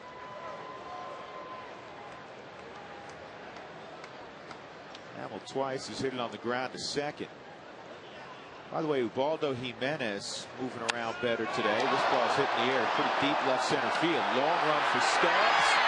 He's going to track it down 2 steps from the fence. And where he tracked it down, it's about 420 from home plate. How about that ride? Yeah, Jason Hamill trying to do a little league impression there. And not only on the hill, but with the bat. You see Torrealba said a couple more curls. And you would add it. Boy, he gave that ball a ride. He hit it better than I thought he did. Well, and where Drew Stubbs was playing too, and that was the other thing. He had to go a long way for that.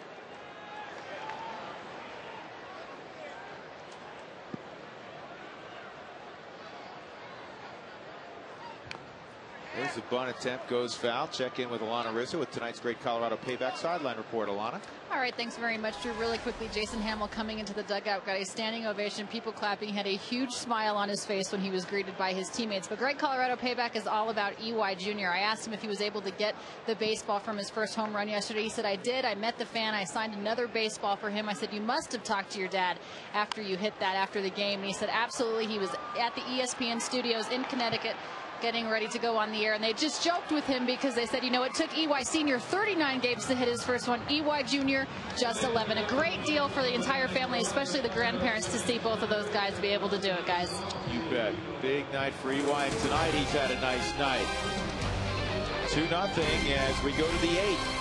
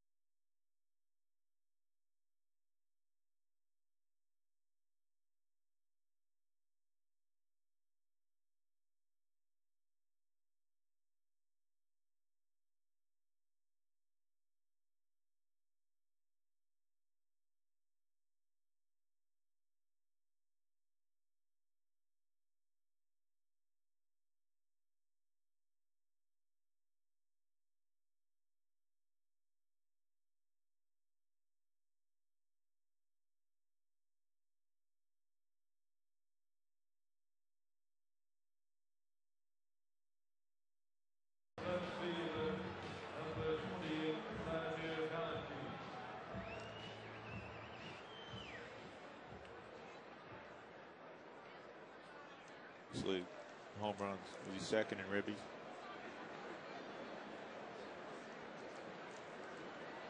Eric Young Jr. out of the ball game. The Rockies will go with the veteran glove Omar Quintanilla at second base. Jason Hamill in the 8th inning. You'll see Vladimir Ballantyne, Darnell McDonald, Corky Miller scheduled. The first pitch, ball 1. It's pitch number 89 on the evening. 23,721 on a Wednesday night. 8 strikeouts, now a new career high for Jason. It matches his career high set a couple of times in a Tampa uniform. Yeah.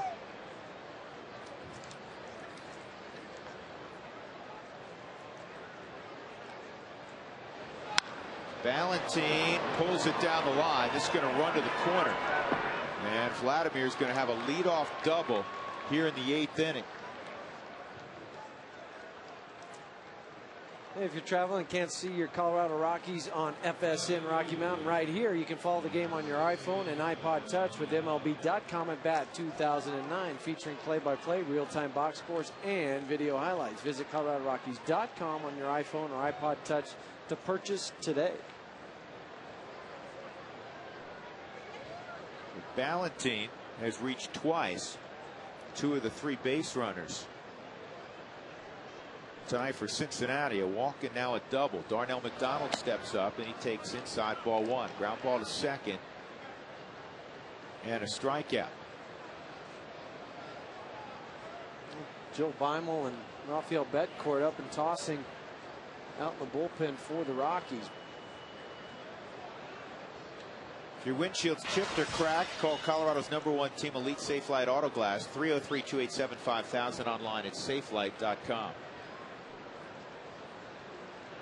Well, it's seeing those guys warming up in the bullpen out there just shows you how prepared Jim Tracy is, because those guys were already walking out there even before this inning started. As great as Jason Hamill has been pitching, you don't want it to spin out of control so quickly, but you don't have an opportunity to stop it. No, and you're talking about 2 runs, so there's not a lot to play with. And for Hamill, I mean, it's not frequent that he pitches this deep into a ball game. In 2 of his last 4 outings, he's gone 7 innings. You want to see him go deep. He's done that. You want to see him have success. It's inside, 2-1. He's well located, just missed inside. Well, the good thing, though, you are working towards the bottom part of the order now for Cincinnati.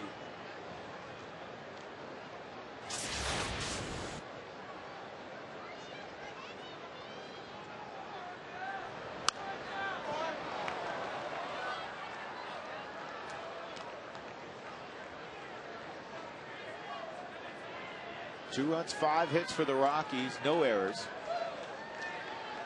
No runs, 2 hits, and an error on Cincinnati as they bat in the 8th inning.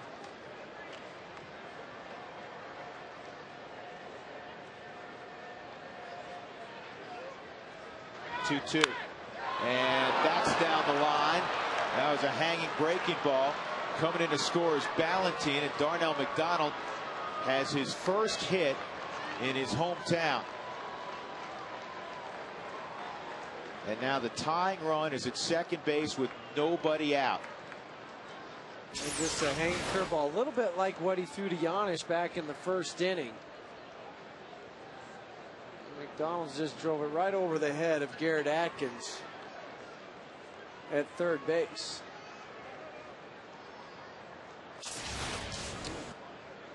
Dusty Baker's going to go to his bench, pull back Corky Miller,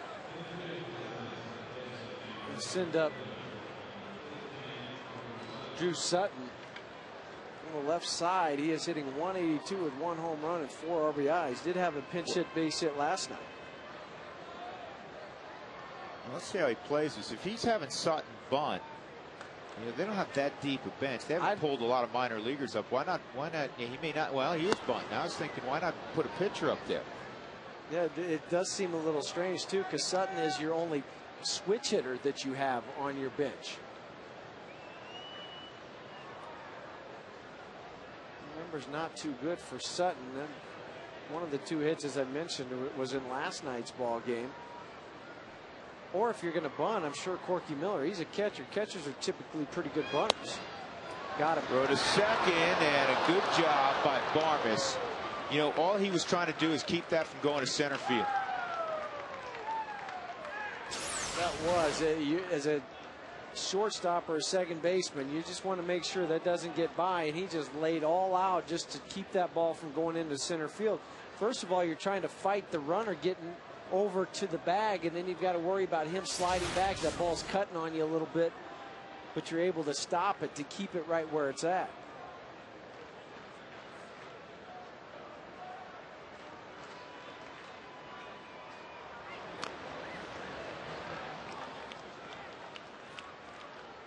I'm still a little perplexed at why you would send up a pinch hitter unless he's telling Sutton, okay, I'm going to give you 1 strike to try to lay down a bunt for a base hit down the 3rd base line. He clearly bunted as a sacrifice there. I'll tell you, the guy they're missing, they won't have until Friday. And that's a perfect bunt. And he just did get Sutton. So now the tying run is at 3rd with 1 out. The guy they're missing is Micah Owens. Yeah, because he's one of their top pinch hitters. Now Kevin Barker is going to come up and hit from the left side. He has been announced. And they'll be done with anybody that can hit from the left side the rest of the evening. Well, since he's been announced now, look, I'd be surprised if Jim Tracy, yeah, he's going to go get Betancourt.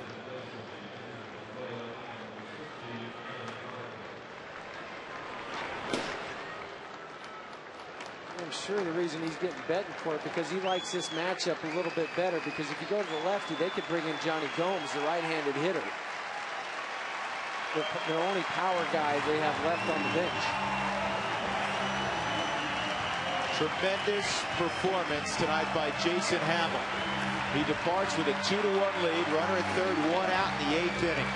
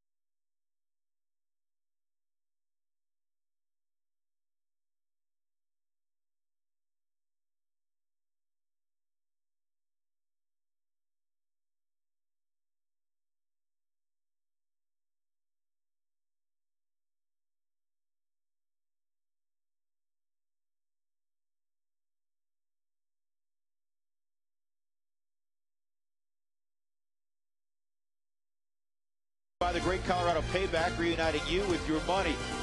By the Colorado Lottery, don't forget to play. And by Bird Auto, to find great deals on used cars, visit ColoradoWheelsOnline.com or pick up a magazine at over 200 locations.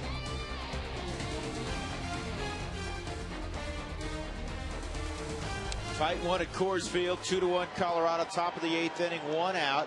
Darnell McDonald, who drove in the run a moment ago, is at third base. This call to the bullpen is brought to you by Comcast. Warm up to unlimited local and long distance. Call 1-800-COMCAST. Betancourt is on. He'll face Kevin Barker, who the last 2 years was the MVP for Cincinnati's AAA affiliate, Louisville. Infield is in.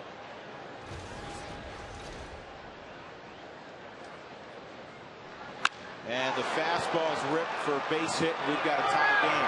In fact, this is going to go to the corner. It's going to be the third double of the inning. And what a tough break for Jason Hamill.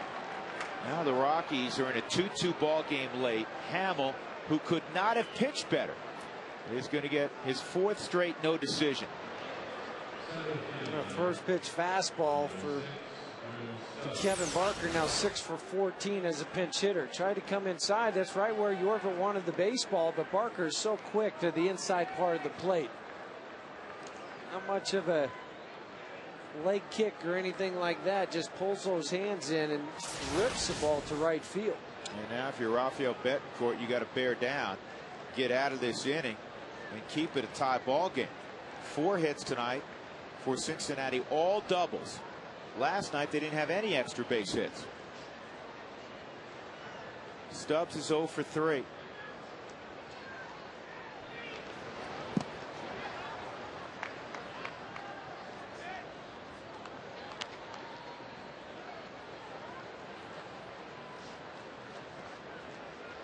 So Hamill goes 7 1/3, gives up 2 runs on 3 hits, walked just 1, struck out 8.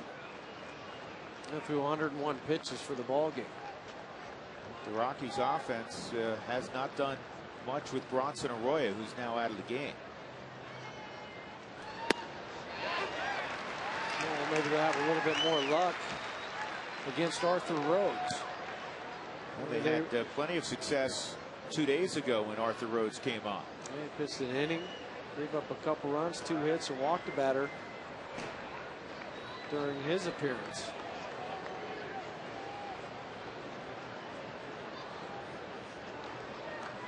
1-1 on Drew Stubbs.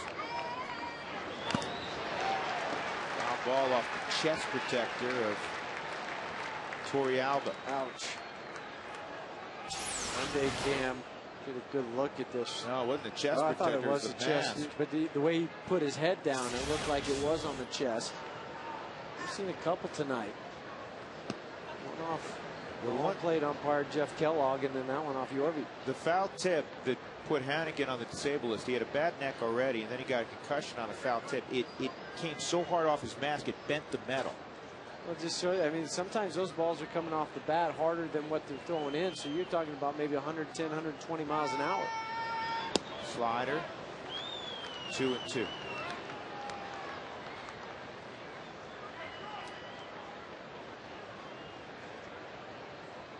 Once again, earlier today, an afternoon affair at AT&T Park, San Diego beat San Francisco 4-2. And the Dodgers have an early lead on Arizona. That's a matchup of Garland, who was a Diamondback a week and a half ago, and Dan Herring. He's as good as it gets. So the Rockies 3.5 back in the division, 3.5 up on San Francisco in the wild card. Florida won again earlier. They're 5 back. They beat the Mets at Citi Field 6-3. 3-2 right now on Drew Stubbs with Giannis on deck. Yorvit just looked over there and pointed to his head. Be smart now, because you do have Giannis, the guy hitting behind us. So let's make sure we know exactly where we want to try to put this ball. And that's why he's going out to talk to Rafael right now. But listen, we were able to get the strikeout in the 6th inning on a high fastball, but we've also got him on a easy pop-up to start the ball game, easy 4-3. What do you feel like? You feel like the fastball away, the hard slider? Matt Daly has joined Joe Beimel. Beimel's ready. Daly will take a few more pitches, depending on how the rest of this inning plays out. Well, if he gets to Votto, even though he hits lefties, you probably see Beimel. We hope it doesn't get to Votto. 3-2, and Stubbs walks. That's not such a bad play right there. Because now you've set up the double play. And a guy that does not have the power like Drew Stubbs.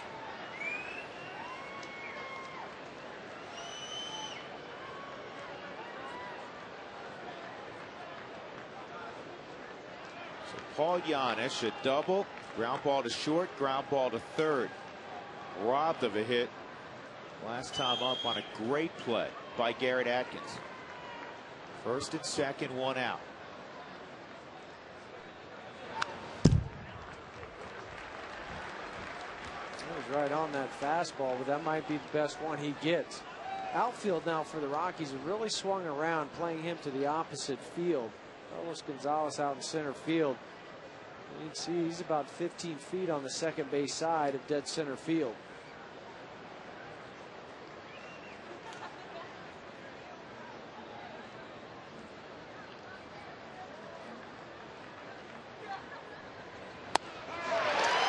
Oh, 2.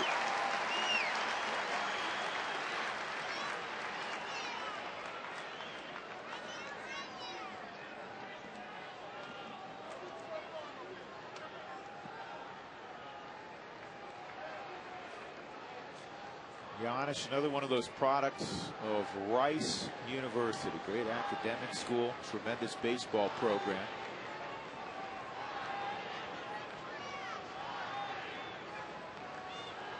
Here's the 0-2. Not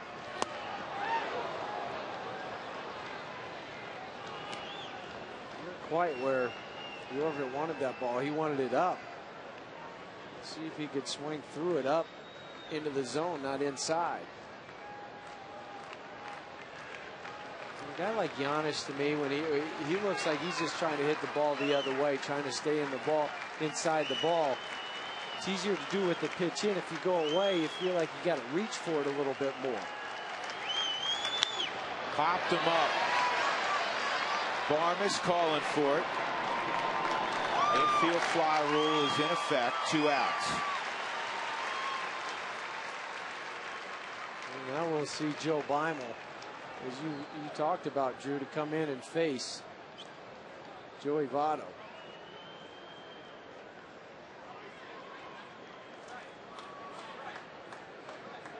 As we go to break, we'll tell you that Arizona has gone ahead of the Dodgers 2-1. 2-2 here in Denver.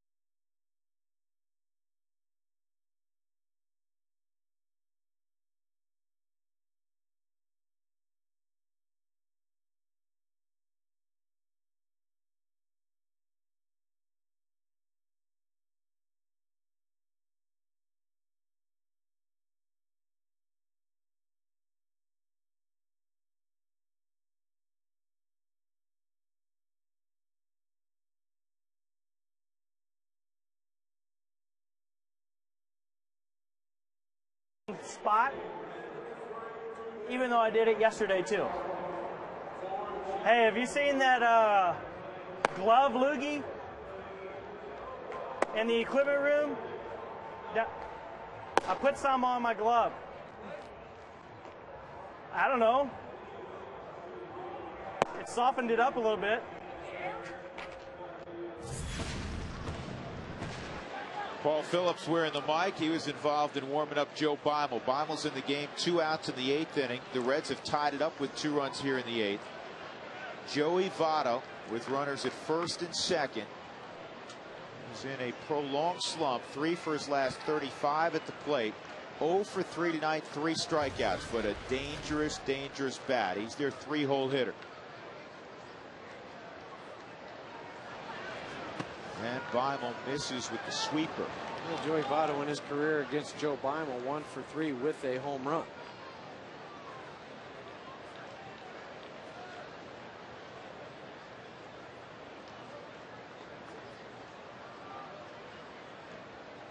Barker at second. He doubled. Stubbs at first. He walked.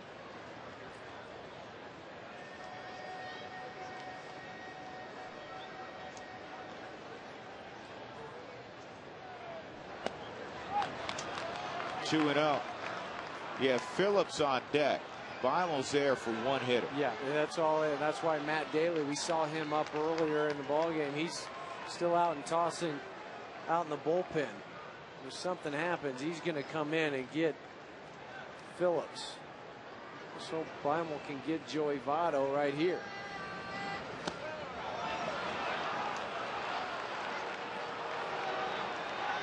That was a big one right there. He needed to throw that for a strike. He did, and it's 3-0. And Votto, listen, the Reds are out of it. Votto, even though he's been struggling, he's got a green light here. So you can't just throw a cookie in there. No, and that's what puts the pressure on. Are you going to throw the fastball, another breaking pitch? What are you going to throw? And he missed with a fastball that loads him up for Brandon Phillips. And I'm sure we'll see Jim Tracy again. Yep. Indeed, he's going to go down and get Matt Daly. Come in and face the 4-hole hitter and Brandon Phillips. So Beimel couldn't get Votto. He'll hand the baseball off. Daly will be next.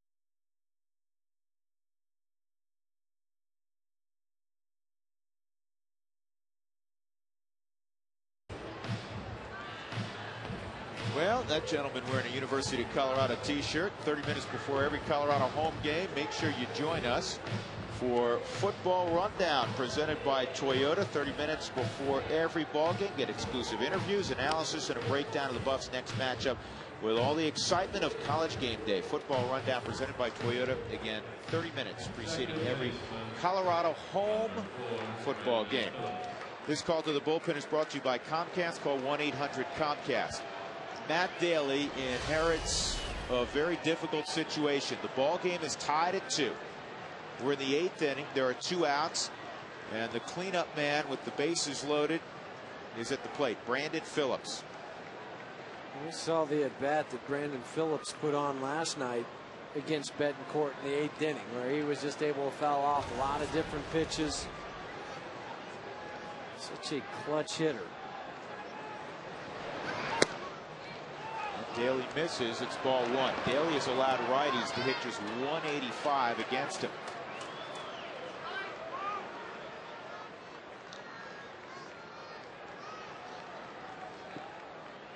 Not too bad with the bases loaded this year. 500 for Brandon Phillips.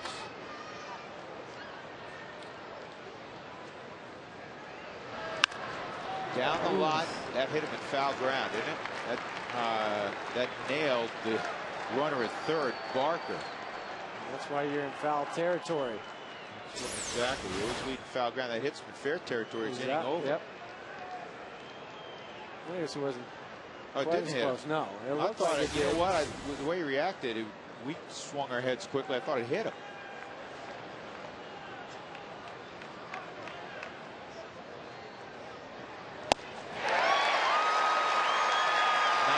Miles an hour and swung on and missed by Phillips. It's 1-2. You know, if there's such thing as a sneaky 91, that's a sneaky 91 right there, because Phillips is tardy swinging the bat. That ball was almost in the glove of Iannetta before he finished. Tough man to strike out. In fact, no strikeouts in his last 36 at bats. 1-2. Daly's best pitch is the heater, not the slider. And it's fouled off. What plate coverage, though, from Phillips?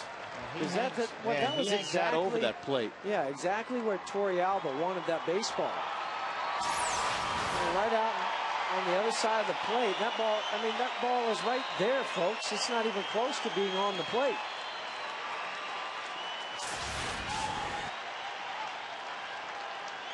I know Daly's philosophy here, like most relievers, go with your best pitch. Torrealba patting the dirt, and that's a dig to this guy at second base. Clearly Drew Stubbs, if he was going to give him location. I like that there, because typically that is a pitch where you would call for a ball down in the dirt, and as a guy out at second base, see, you have a tap in the dirt. Well, no, they're going to elevate that fastball. So now next time when he taps the dirt, what does it mean? Is he going to go back up with the fastball or go back down away with the slider? You're just not quite sure. Slider, and he got him. What a job by Matt Daly. They strike out Brandon Phillips, who had not struck out in 36 ABs. He gets him with the bases loaded to keep it a 2-2 ball game.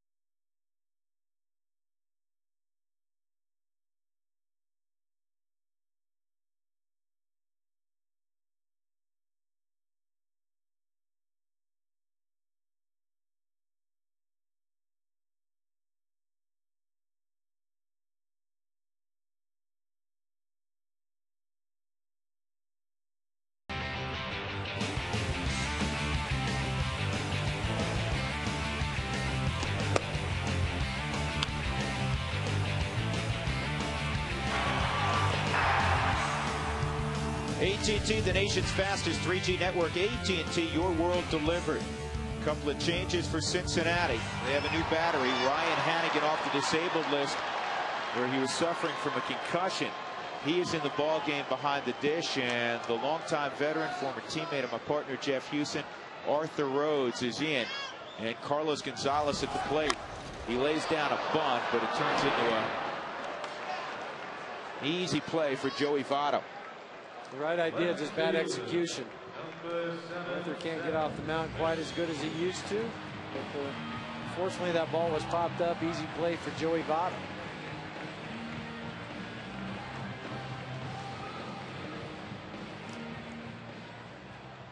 Seth Smith is 1 for 2 in a sac fly. Drove in his 49th run back in the 3rd inning. The Rockies did not do much against Bronson Arroyo. Another solid game for Arroyo. He's been on a pretty good roll for Cincinnati, but like Jason Hamill, who's pitched well lately, Arroyo doesn't have a lot to show for his work. Inside, ball 1. Arroyo got the big double play too when he needed it back in the 6th inning. Rockies had 1st and 2nd with Garrett Atkins and Brad Hopp, and then Yorvit hit into the double play. Well, this is Seth Smith's time of night. Mr. Late Night.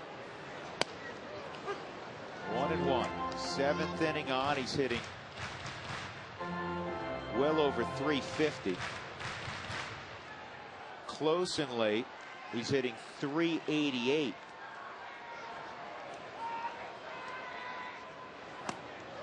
That's high. 2-1. Hitting in front of Helton tonight. Smith in the 3-hole for just the 3rd time this year.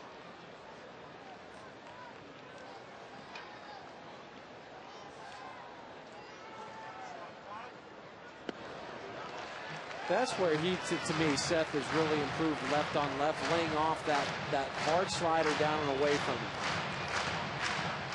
Instead of firing at it and going to 2-2, he lays off it, recognizes the pitch early enough, and now he's in the hitter's count 3-1. And he lifts it to left field. The easy play for Ballantine. 2 outs. Hey, Coca-Cola value packs are the best deal in the ballpark, and now available on all Monday through Thursday games here in September. For only $49, you get 4 tickets, 4 hot dogs, 4 Cokes, parking, and a Rockies magazine. You can get your value packs today by calling 1-800-388-ROCK or go online ColoradoRockies.com to get your value pack today.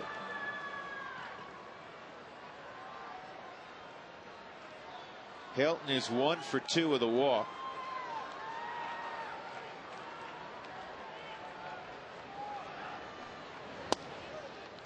Takes ball 1. Remember, when the Rockies score 7 or more runs during any ball game, go to participating Colorado Taco Bell locations the following day. Do it between 4 and 6. You get 4 tacos for $1. It's a great deal. 1-0 on Todd.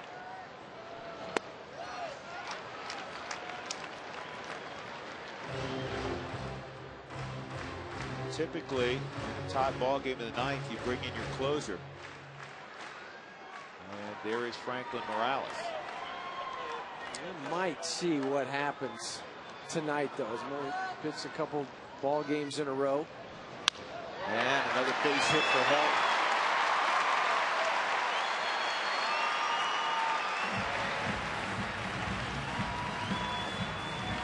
Well, Dusty is going to come on out with Atkins coming to the plate.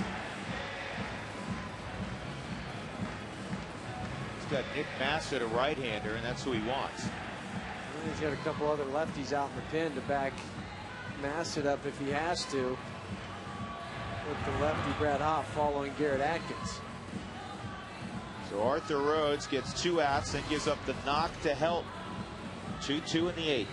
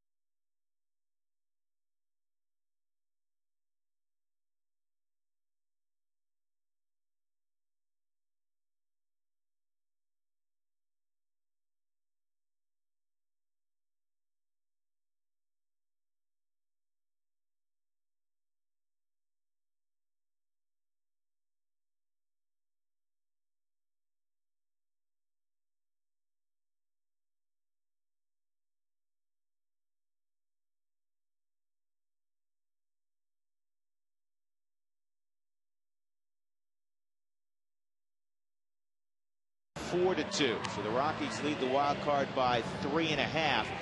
We're in the bottom of the 8th inning. Helton just single with 2 outs. He's at first. Nick Massett comes on. The Rockies sort of saw him 2 days ago. He came in through what was a wild pitch. Brad Hopp tried to score from third, and it wasn't Hannigan that night. It was Corky Miller flipped to Massett covering home plate, and he tagged out Hopp to end the inning. So he didn't really face a hitter. But the same guy was at the plate because it was Garrett Atkins at that at bat. Yep. He went up there as a pinch hitter in that ball game. Outfield very deep for Atkins. And he takes a strike. Garrett has driven in a run tonight. A single in the 3rd to drive in Gonzalez. 1 for 3. Massett primarily a fastball, curveball type pitcher. You will cut the fastball too. A 95, 96 mile an hour on that thing. 1-1 on Atkins. By the way, in that Dodger Diamondback game, Chris Young has hit yet another home run. Montero also has hit a home run. That's 5 home runs in the last 3 days for Chris Young.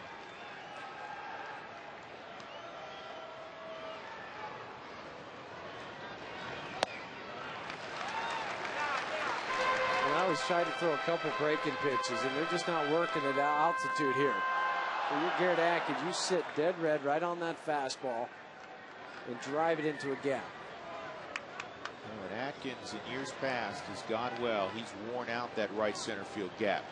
Haven't seen that much of it this year. 3-1. Brad Hopp is on deck. And Dusty doesn't have anybody up. I'm kind of surprised he doesn't have Herrera. He's got Herrera. I can understand. Not a lot of seasoning, but a little more than the kid Viola. Right. Not him, but Herrera. I'm a little surprised that he's not up there in case Garrett gets on to face Brad Hopp.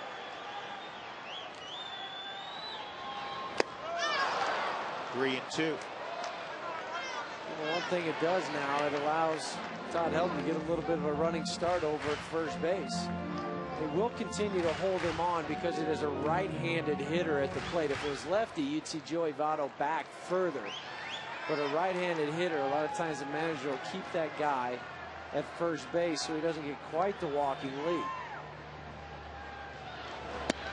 Ball 4. Atkins held up, and now they're 2 on for Brad Hopp.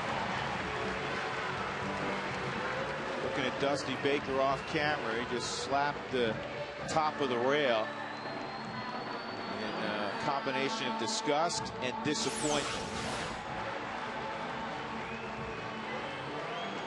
You're exactly right, Jude, because he doesn't want this matchup. Hard-throwing right-hander against Brad Hopp.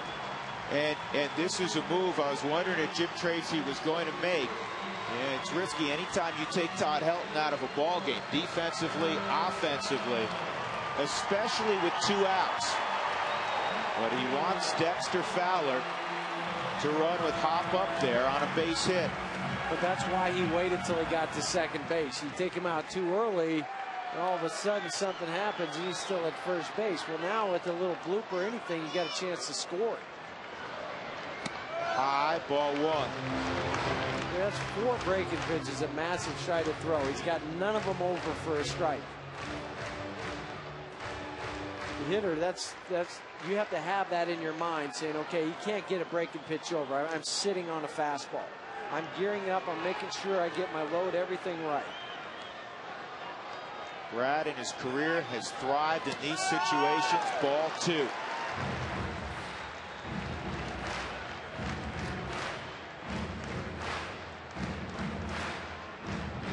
You got to love about being around Brad Hopp every day. You wouldn't know if he was 10 for 10 or 0 for his last 10. He is the same every day. He hasn't changed from what was happening in the first half, second. It doesn't matter. He's still the same even keel guy.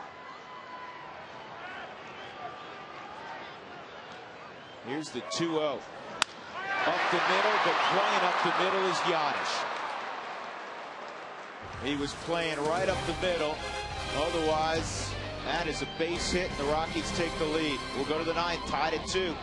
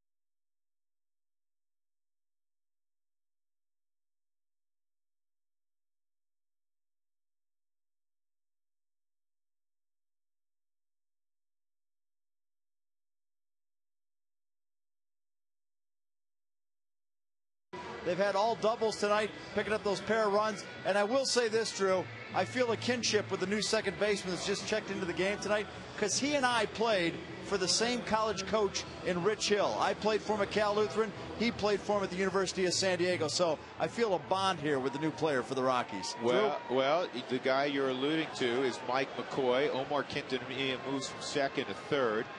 Mike McCoy makes his major league debut. He had a great season at AAA Colorado Springs. He is at second base. Garrett Atkins flips from third to first with Helton coming out when Dexter Fowler ran for him. Matt Daly remains in the ballgame as there are three right-handed batters due up: Roland, Ballantine, and Darnell McDonald. So Daly will be challenged here in the ninth.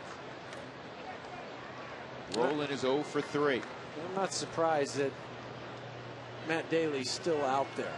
I know you typically will bring your closer in the ninth inning, but Daly has been so good. Go ahead and let him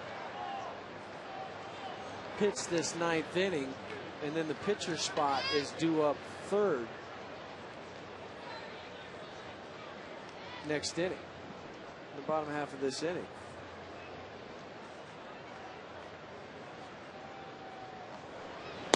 At the knees for a strike, 1-1.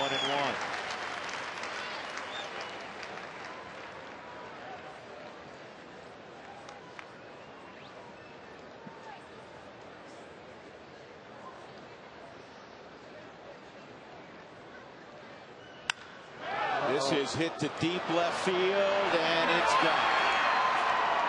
Scott Rowland, a line drive home run in the ninth, and the Reds lead it 3-2.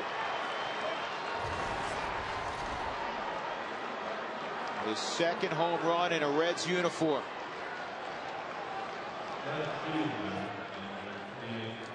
He turned on this fastball from Matt Daly.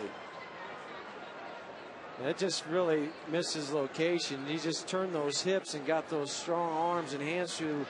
Hyundai Cam will show the trajectory of the ball and the way it left the bat. But that's just a location issue for Matt Daly. He missed it, and that's what Scott Rowland's done so many times in his big league career.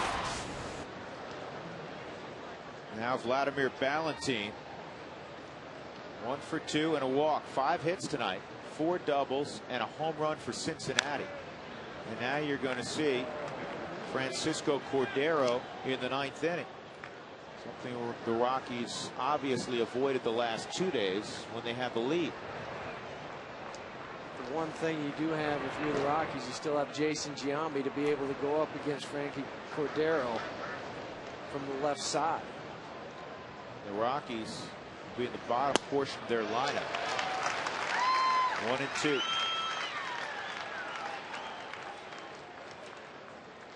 Torrealba, Barmes, and then the pitcher spot. Those are the do-ups.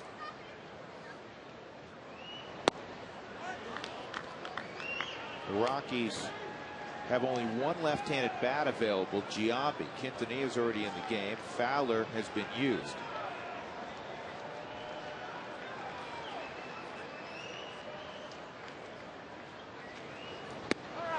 And he strikes out Ballantine. Juan Rincon's just grabbed the baseball up and tossed him for the Rockies. Take a look at that. He also has Spilborgs. Yep. Here's the pitch again. That slider at 78 miles an hour, located very nicely for Matt Daly.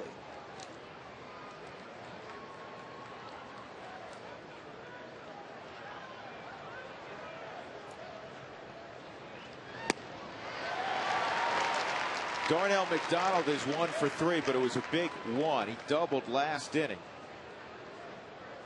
driving in the first run for Cincinnati. Jason Hamill cruised into the 8th inning, and I mean cruised. He had allowed 2 base runners in the first 7 innings, a double in the first, a walk in the 5th. He had a 1-hit shutout going in the 8th inning. But the Rockies' bats have been pretty quiet tonight. Just went silent there for a while.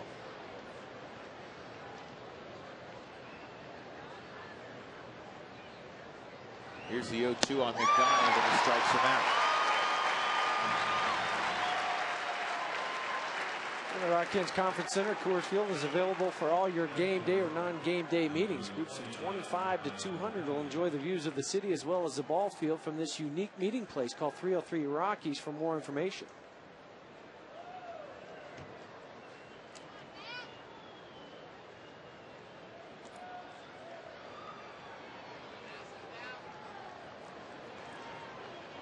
Here's Ryan Hannigan for the first time tonight. On the ground at third. Quintanilla's got great hands, and he throws to Atkins. So Scott Rowland has given Cincinnati a 3-2 lead as we go to the bottom of the ninth. Torrealba, Barmes, and a pinch hitter scheduled.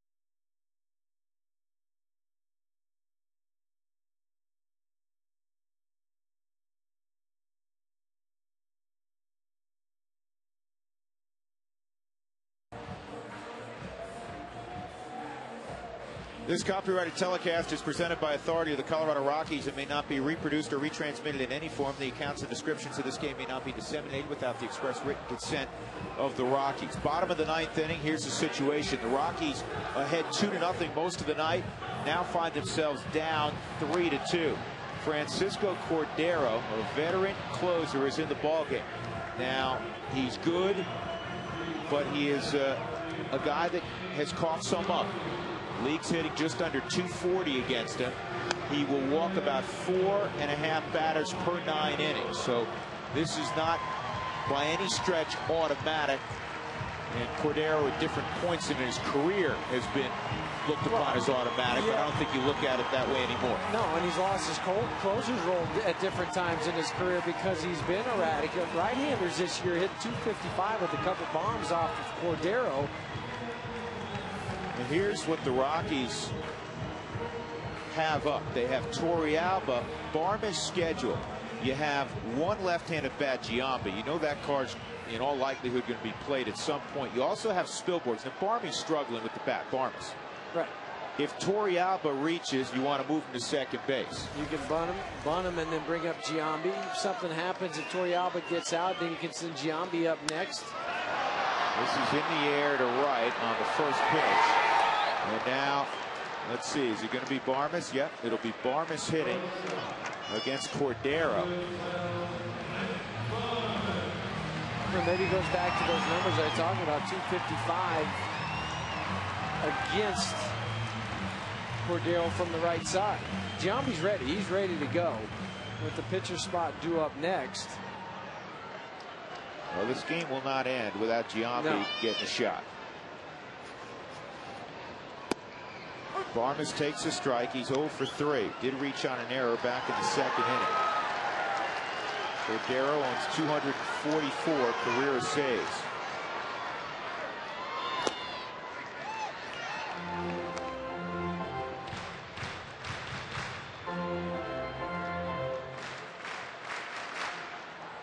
Giambi's seen him before. And Cordero is with Texas. That's down the line. Fair ball. Vargas will head to second with a one-out double. Tying run at second base. Clint Vargas comes through.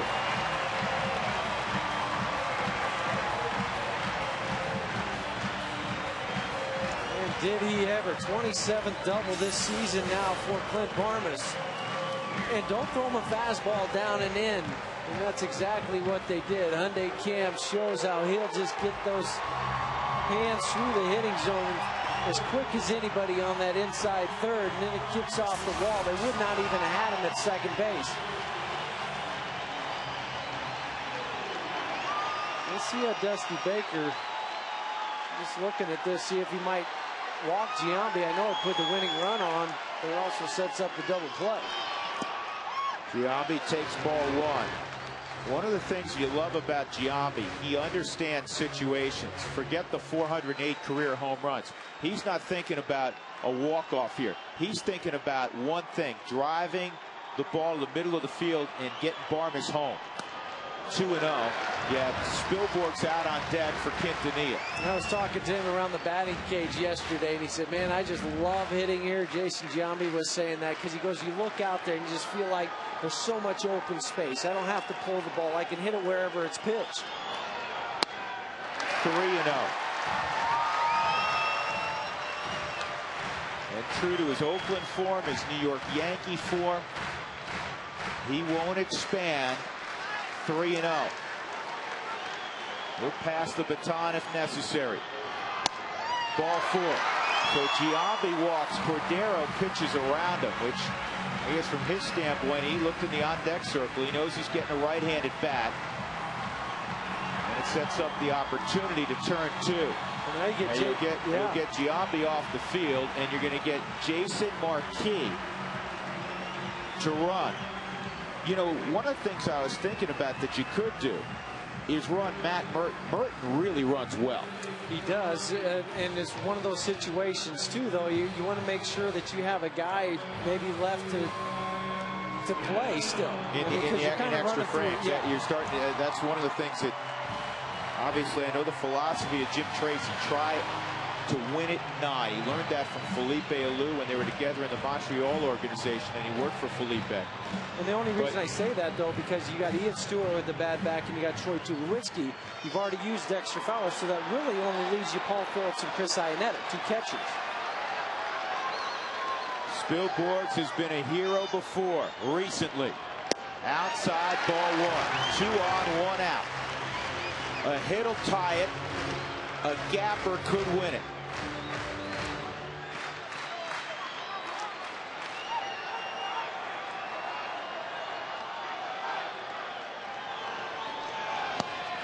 All of a sudden, Cordero, after pitching around Giambi, now can't find the zone against Spielborgs. It goes back to your point you made when he first came in here now. How he'll give up some walks. He'll all of a sudden lose that strike zone, and once he walked Giambi's had trouble getting it back now. 3-0 with Gonzalez on deck. Now you got to take a strike. You take a strike. You might even take two. If you're Ryan Spielborgs, you're sitting there going, okay, it's 3-0 right now. He has not even been close on the last two pitches. I'm taking a strike, and I could go take another one at 3-1. Ball four. Now they're loaded up. Now the winning run is at second base with Jason Marquis. And coming to the plate, Carlos Gonzalez. And behind him is Seth Smith.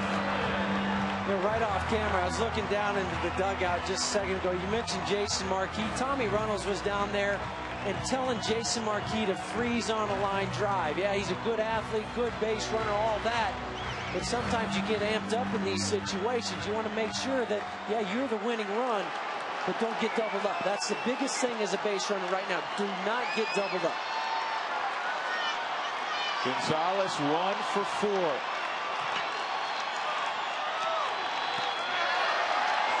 Cordero is all over the place. 9 straight out of the zone. This is Dusty Baker's guy. There's nobody left. And this has just not even been close to the zone. overthrowing the baseball, doing everything. He's fortunate that Hannigan was able to catch that ball. He's also fortunate it didn't hit Gonzalez's foot. Yep. Very patient now, Carlos. The pitcher's the one in trouble right now. That's a strike, 1-1. That's okay.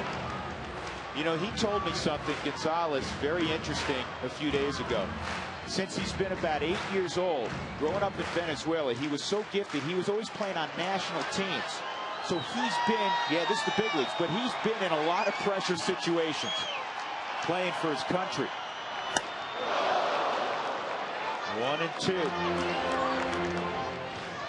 All right, step out, take a deep breath. That's exactly what Carlos is doing right now. Slow everything down. Try to slow that heartbeat down. Everybody's standing on their feet here. Everybody's excited at home watching this. Slow that heartbeat down a little bit. Gonzalez strikes out. There are 2 outs. And it'll be left to Seth Smith. Who else? Ball sinking down and away. Was not going to be a strike. They just couldn't quite reach it at the end of the bat. But now, I mean, he's not out of the woods yet with Seth Smith, the guy that we talk about the damage he's done in the 7th inning, but a disciplined hitter.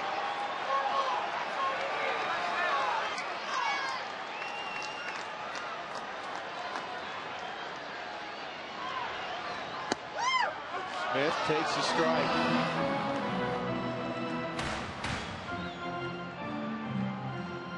Tying run at third and Barmes, who doubled. Marquis running for Giambi, who walked, is at second. He is the winning run.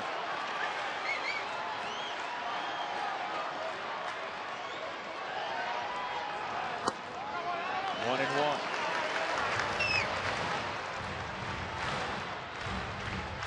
This is where Seth is so good because of his mechanics. The way he just spreads out and just thinks about using the hands.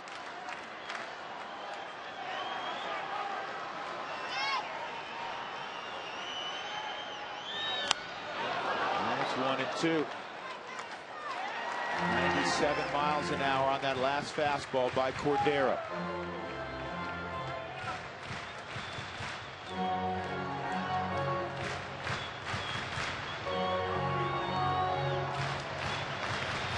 I don't think he'll try to throw that slider the way he hasn't been able to command it.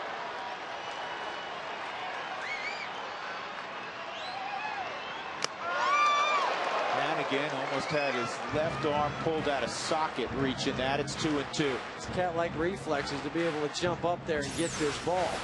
Yeah, he wanted it down. Fortunately, he had jumped up a little bit before that to get up onto the balls of his feet to be able to reach that ball.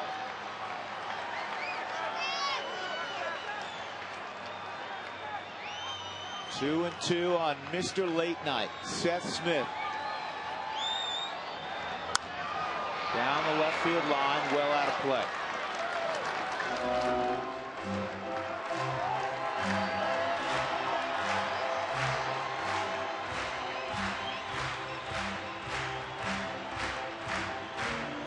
He just looks so calm right there.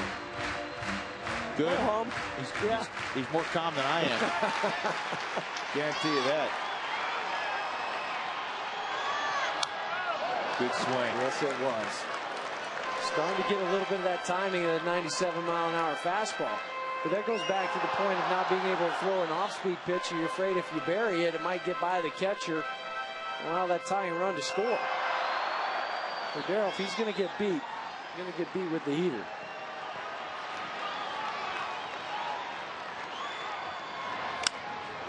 And again, it's fouled off. That was a difficult pitch to get to also at 98 up and away. Kind of like the Helton swing, just an emergency one. I'm going to just try to foul it off. It is, for some reason, too, for a left-handed hitter, that's a tough one to get up on top of. This side, I mean, this ball's right up in that area and even a little bit higher when he goes to swing at it. Notice how he raised up out of his crouch to be able to foul it off.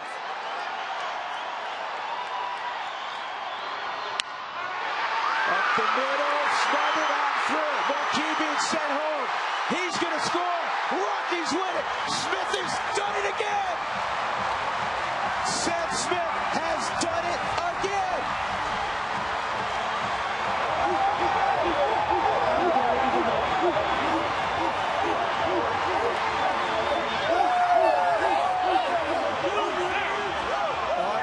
with the gold glove of Brandon Phillips. It trickled into no man's land in center. Jason Marquis followed Clint Barnes to the plate, and the Rockies win it 4-3 in walk-off fashion. 4 games up in the wild card on the Giants. Every night, they find a different way. Our Jimmy John's delivery of the game on the 8th pitch of the at-bat. Seth Smith drives it up the middle. Past the guy who won a gold glove at second base last year. And it's a game winner.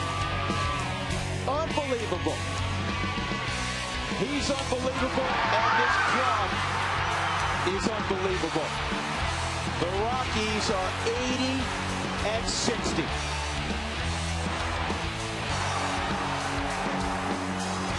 You had Jason Marquis scoring the winning run tonight, didn't you? When I came to the ballpark today, I said, Jason Marquis is going to score the winning run. He got the timing. Seth Smith got the timing of that ball, finally drove it. Let's get it downstairs right now. Mr. Late Nights with Alana Rizzo. Yes, Drew, no question. Mr. Late Night once again coming through in the clutch. Seth, I don't know what you're doing, but continue to do it. Just take us through that pitch. A very patient at bat. Was it difficult to be patient? Yeah, not really.